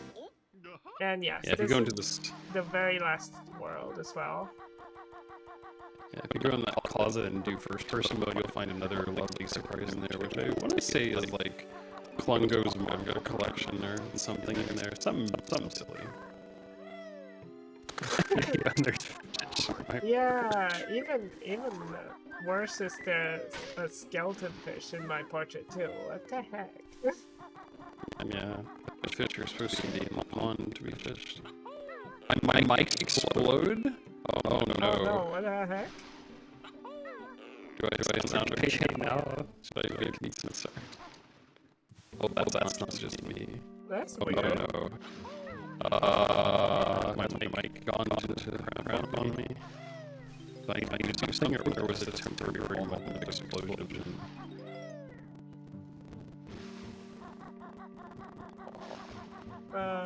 Hopefully it's fine.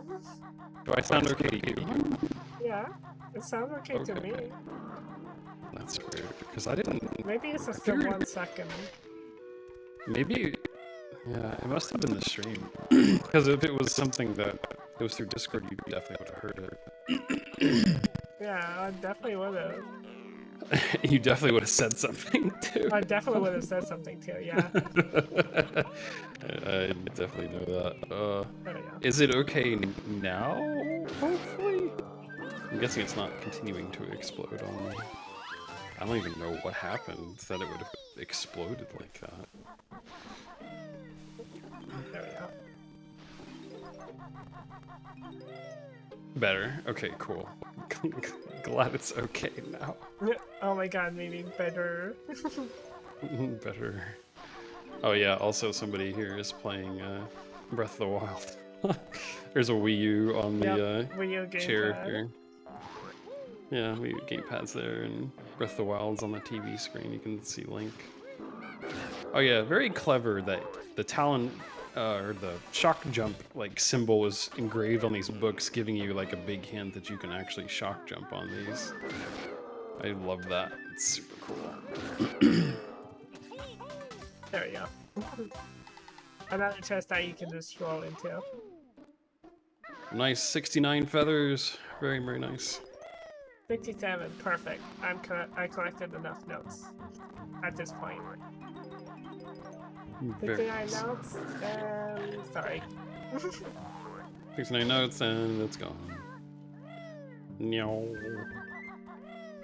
It's okay. You still have 69 feathers. Dang it! Well, no, so much for that. Never mind. Now you have 70 feathers. It's all over. Yeah, There's no I'm more sorry. 69. It's over. So there is a hidden area to the next area. A hidden gateway to the next area. It is in this room, and most unfortunately, it's in the toilet. Yep. Of all places. You dive into the toilet and it takes you to the other area here, which is a snow area. And I do like the music here a lot. Oh yeah. I'm so sad I can't hear it right now. Because it's got like a couple, it's got like a mix basically of music here. I forget what the mix Yeah. is, but I think it's there's like Wind Waker for a small part of it. I don't think it's Wind Waker. It's Oh, it Princess wasn't. Peach's castle, definitely. Oh, it's Princess Peach's castle and something else. That's right. Wind Waker, I think, was either in Lake Hylia or Zora's Domain. I forget. Lake Hylia. Yeah. Yeah, there's like a little Wind Waker tune in Lake Hylia's music, which I love so very much. Whenever I hear it, it makes me very excited. But it only is a tune Let's go. that lasted like 3 seconds. Dang, wrecked that ice cube. He had nothing. He was toast. All right, time for the transformation. Yay, transformation time. Exactly 25 as well. Now I get to see the excitement of the transformation. Yeah. That was not supposed to happen. Oh my god. Oh really, Mumbo? Mumbo was really thirsty and thinking really hard about a slushie, so you become a slushie. Yep. Which I think is also just a reskin of the pumpkin, because it makes squishy sounds too. It is. I think it is, yeah. Exactly, Mimi. Exactly. You know what's up. Better, yeah. Slushie is like the best transformation, hands down. I love how it just goes like diagonal on diagonal surfaces. It looks so funny when it does that. And there is the last empty honeycomb making the last bit of life. Yay. And those are all done now. Yep. Squish, squish, squish. And this is why you don't want to run around as the slushie, because it is astronomically slow, as you can kind of see. Yeah. Going around and getting that honeycomb with this thing, oh my god, it eats so much time You have to go do all that. the way around as well, too. Yeah, it's really obnoxious. So it saves a good chunk of time. Yeah. Even more so that I did it really fast as well, too. Yeah, absolutely. No, I kind of want a slushie. Oh my god, me too. That slushie looks so good. We have to get so one drinkable. from Candy Cloud. Yes, Candy Cloud. Yes, yes. When did I go there again? Yeah, it doesn't. It's kind of those old quirks still built into the game that you can't take out, or the game might just explode. And you have to wait for the vent to exhale air, because that does hurt you. Funny enough. Yep. This is one situation where you do not want to get vented, mostly because you're not an imposter in Among Us. Oh my. Among Us. Among Us. Among Us. Among Us There you mentioned. go. And the last note. Hooray. And the last Jinjo on top of that, too. Still need 5 more Jiggies, but those are the last ones left. Yeah. And make sure to jump here, because if you jump anywhere else, you land in the water area, which you have to go all the way around to exit. So yeah, you don't want that. Yeah, you definitely don't want that. Yeah, that is a rarity. Usually it's the last one. This is the one area where it comes halfway through. Yeah. part of the reason is because the final Jiggy of this area is locked behind a note door. So it's a bit inconvenient to like get all the notes without getting like all the Jinjos and some of the Jiggies along the way. Yeah, exactly. Nostalgia 64 is also designed that way, where the last Jiggy is behind a note door as well. So if you want every Jiggy in the game, you have to get all the notes. Sorry. Yep. This is actually there's actually 1,000 notes in Nostalgia 65. Oh yeah, yeah. Nostalgia 64 actually has 1,000 notes in it, which is also pretty crazy. Yep, here you just have. That made me thirsty. What the heck? Sorry. Yeah, here your maximum is just notes. Yeah, that's fair. Hey, you're making good time, buddy. Awesome. That's good. Yeah, the checklist they have built into that game is pretty good. Pretty darn great for finding the last bit of stuff. The one requirement that does change from the 100% in most games, or at least Banjo-Kazooie related games, is you don't need 100% of Mumbo tokens in this game to get technically 100%. However, in Nostalgia 64, you gotta get all the notes, all the Jiggies, and all the Mumbo tokens too. Yep, all the Mumbo tokens. Otherwise, you can't get the transformation. Yeah, because the last Mumbo transformation is like 60 Mumbo tokens or something crazy. Just a very large number. Yeah. And you're going to need that transformation to get the last notes and Jiggy. If I didn't do that trick through the tiny hole, I have to take this all the way around to get it. Yeah. Yeah, just navigating as a slushy is just, oh, the triangular bees have returned. Look at them in all their glory. That looks so funny. For whatever reason, those bees just, they just don't do so hot and they come out as triangles. Yeah.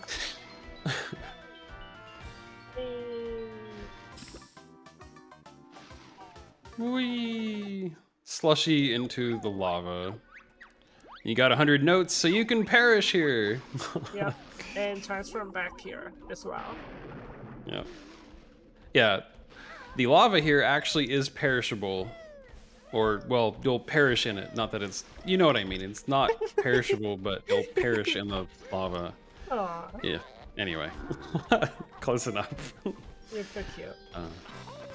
Aw, thank you, honey. Wow. And for some reason, this says 0 notes, when obviously you have more than 0. Yeah, I have like 900 notes right now, so... Yeah. The bees had the Triforce all along. Yep, the bees had the Triforce.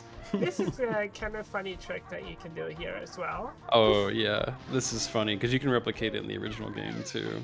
Yep. This is like one of my favorite tricks. I'll let you describe it, though, hon, since I know you like doing it. Well, yeah, this is the trick. Basically, as soon as you kill one of them, you have to kill one of them. You can just look at a wall, and they're all safe. Yeah. Basically, as long as you... The munchers is what munches them. They don't munch them because you're not observing them. Yeah. They are paradoxical munchers, where if you don't observe them, they just don't exist. I like how it says, oh, yum, but it still counts as defeating it. Yep. As long as you don't see them, then nothing bad ever happens to the Twinkles. Somehow. I don't know how that works. Yeah, the notes, yeah, you're right, Carissa. The notes don't really display properly outside the hub. That is very true. Oh, okay. That's what it is. I guess it's just more programming related things, quirks, I guess. Yeah, spaghetti code. Koopa Christmas, yeah. You're helping Koopa. The star is still so much of a pain. Even doing this in Freezy Peak, I had a really hard time doing the star, and it's still no less of a pain to do here. You basically fly through it 3 times and then you call it good. There we go. And yeah, I actually am flying right now as well, even though you cancel flying. Oh, well that's convenient. I thought if you cancel it would put you back. No! Oh no! You perfectly landed so it would cancel your flight. Wow. Hey, oh my god. That is really funny and also unfortunate, but still very funny. Like the 69 Ow. feathers, woo! Oh, and we're 70, dang it. That's okay though, because I can just go to the flight pad over here. That sometimes happens where you beak bomb and then you just land for some reason. Just land exactly so it cancels your flight.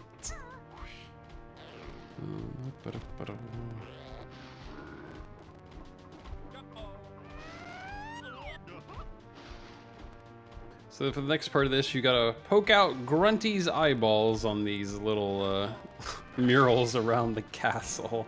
Yeah. So she's got some goofy little eyeballs that they gotta be put back into place again. What the? Oh my god, I missed it? Oh, fix it. No, you missed it. It's so over. If only there was a giant neon sign, yeah. It's like... If only. It's like how... I'm like Andrew messing up now. The earlier run. Yeah, you gotta throw like right at the end of the run. Exactly. It has to... It's required. It's a requirement. Yeah, you gotta throw somewhere, so this is a good place to do it. You never would have known Grunty lives here if it wasn't for this sign. You know, thank goodness she put that there. Yeah, so oh yeah, thank goodness. Okay, now over...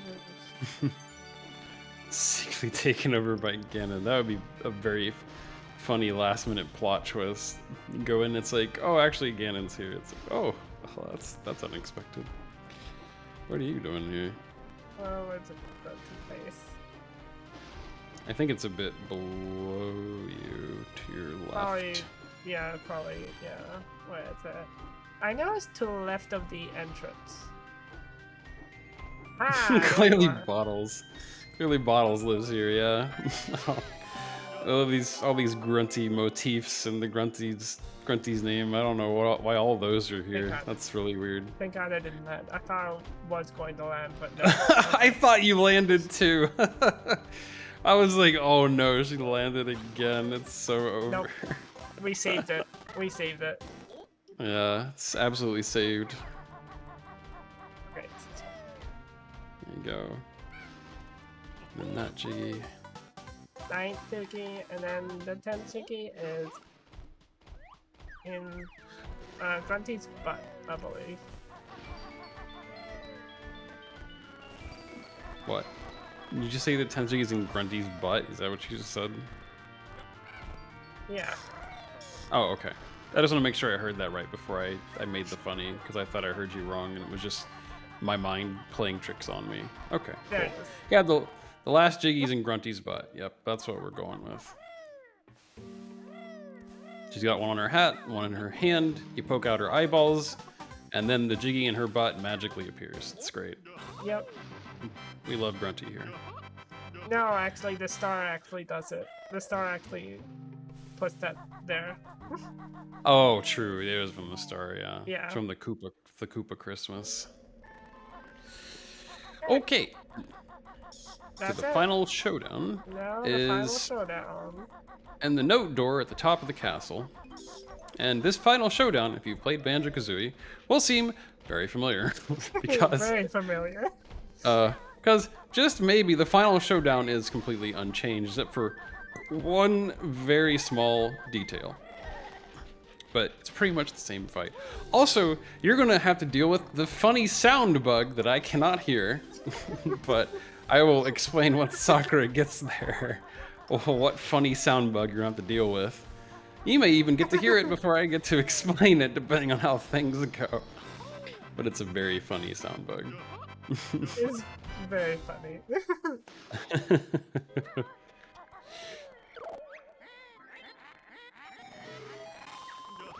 Alright. Oh, and when do you stop your time on? Is it basically after you beat Grunty, you hit your timer? Right when the Ginjonator activates. Oh, as the Ginginator activates. Okay, so Yes. whoever's listening, when the Ginginator is activated, which you'll know when that is, Yes. that's when time will be called. Yes. And I'll also say call time or something of the sort. It's obvious that Bottle's the last boss, yeah. Yes. Fortunately, there is I'll also say time when it happens as well. Yeah. Fortunately, there is like a big old. Oh, they get to get the Zelda one. First Smash Brothers, now here in Hyrule. It's nice seeing you two so often now. This mod is the last thing I want to be seen in. Well, it's nice seeing Banjo anyway. Aw, shucks. Aww. Oh my god. Yeah, Zelda I think has like Tootie's like, I want to call it like sexy voice. I don't know what else to call it. Or it's like Grunty's sexy voice. Healing a little can't bit as remember. well. Yeah. But yeah, they give you a nice restock at the end here before the final boss, so you can grab like another big feather, couple big feathers and a big egg in this room too, which is nice. Yeah, I'm definitely using the big egg one.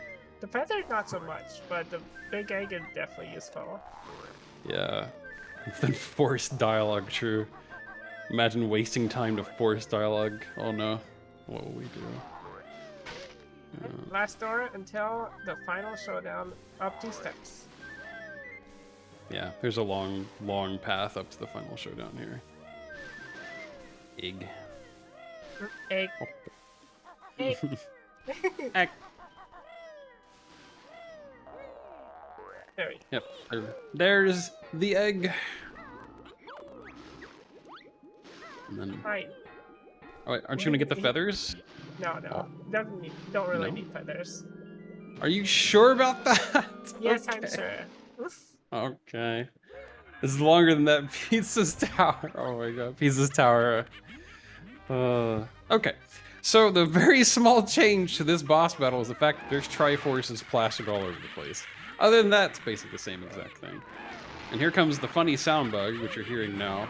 Basically, when you do the peak bomb to kind of trick Grunty into missing you because of the frames, it plays her sound effect like 20 times over, Yeah, which is so very funny. The iframes just make the sound effect play like crazy. I don't know if it does that in the original game or not, but it does it in this game. Yeah, it does. I think it does in the original too.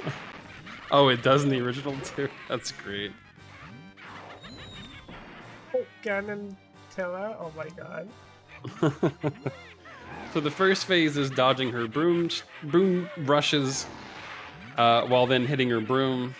And then once that phase finishes, then she'll go to throwing fireballs at the edge of the arena, which you'll then have to egg her. Which is coming up here in a little bit. Boop. The Grunty final boss is actually insane also, because, well, it's a very, like, lengthy one. Oh my god. Back when I was a kid, this like final boss like blew my mind because it's like basically around 10 minutes long, and you're just like, what am I doing? I'm going through all these phases, and you gotta start over from the very first phase if you die during this. So dying is very bad.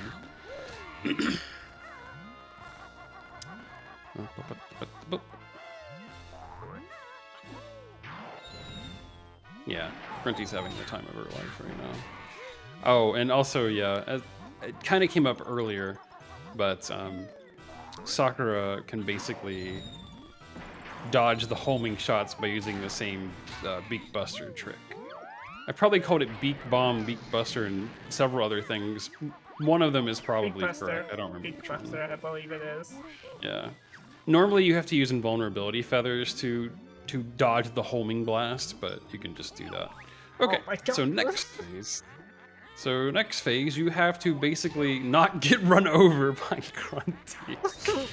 That's a new way to get it though. Yeah.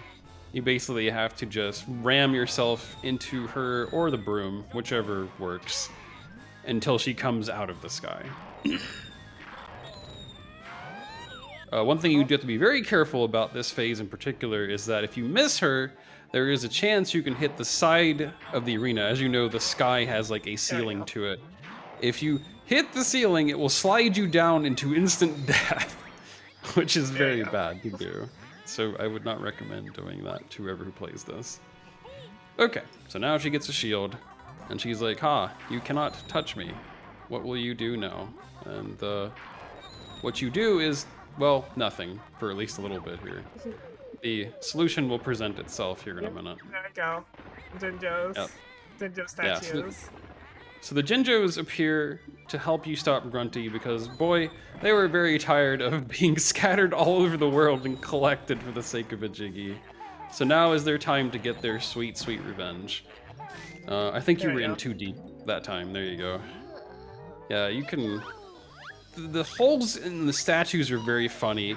If you're in too deep, it doesn't work very well. If you're too far out, it doesn't work very well. You kind of have to aim for like a hot medium somewhere along the way. You can't be in the hole too deep, and you can't be out of the hole too little. So you kind of just get in there, and 3 eggs is all it takes to activate the statues.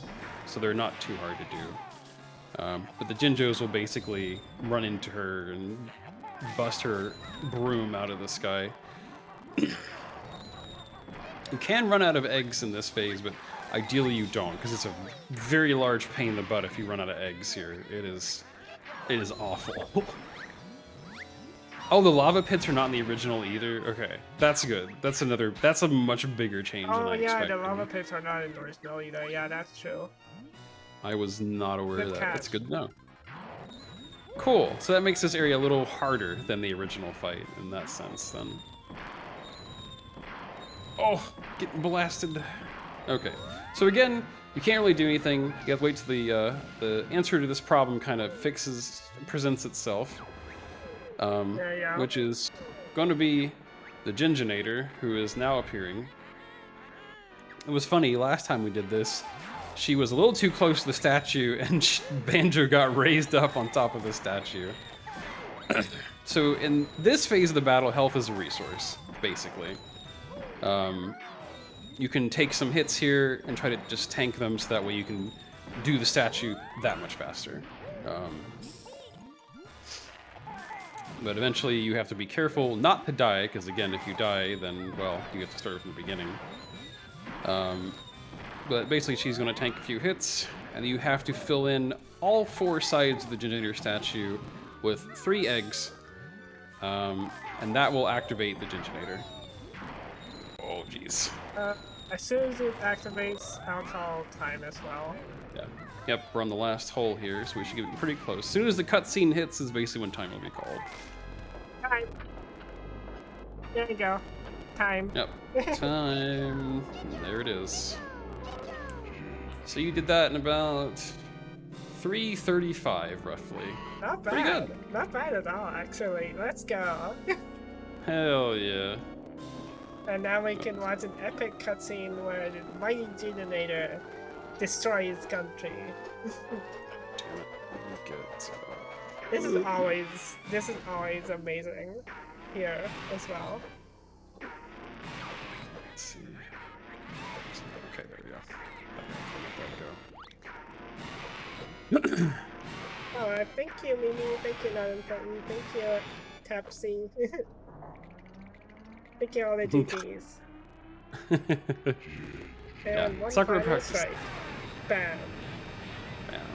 The ending is actually a little different, too. Just a teeny bit, though. Just a teeny bit. The funny fact, though, this cutscene at the start here is like the original. Yeah, it's just like the original for the most part. But the second part is a little different. It shows Grunty's castle. Yeah. Bam. Poor Grunty. Bye-bye, Grunty.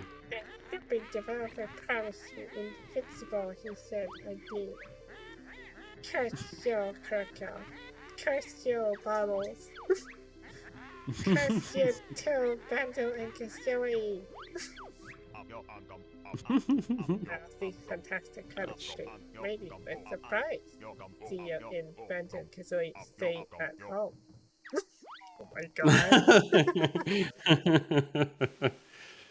Oh my god. And this is the credits of the amazing people that worked on this. Banjo-Kazooie Stay at Home. Banjo-Kazooie, it's called Ukulele. Yeah, Ukulele is nice too. I'm glad they did make Ukulele. Oh yeah, Definitely. To me, doesn't have the exact same charm as Banjo-Kazooie, but I did like Ukulele a lot. Alright, Mods, thanks for playing, and with the Triforce as well. Yeah, you get the Triforce and unlimited power for Banjo-Kazooie. Yeah, let's collect the Triforce. Yeah. I guess we can also show them the Rickroll since you finished. It's not fair. The minutes Triforce goes to the ugly bear. The Triforce is better than that ice skate. Oh my god. You've seen one gold shiny thing. You've seen them all. Oh my god, great Trick-or-Treat. We didn't even hear him this run either.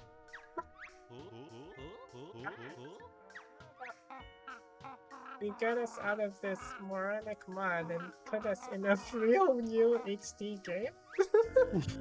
Oh my god.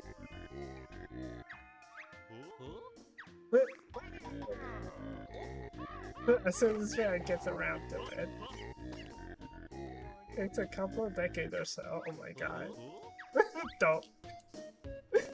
So funny. At least I got Nostalgia 64. Oh, I can show you the Rickroll. Let's go to the Rickroll room. Yeah. Should have at least enough time for that. The end. Get in the chest. There we go. Hello there. We are about to set up for the next run. It's coming up, so we need to go. Okay. No Rickroll? No so Rickroll? Yeah, that is upsetting, but we need to keep up with the schedule. Okay, no problem. So thank you for your time. Thank you for your run. Yeah, it's been really amazing to showcase this world hack for y'all as well. Thank you so much for having me as well too. Yeah, no problem. Okay, we'll see everyone in the next round, which will be Gambari Minorika by Pigeon.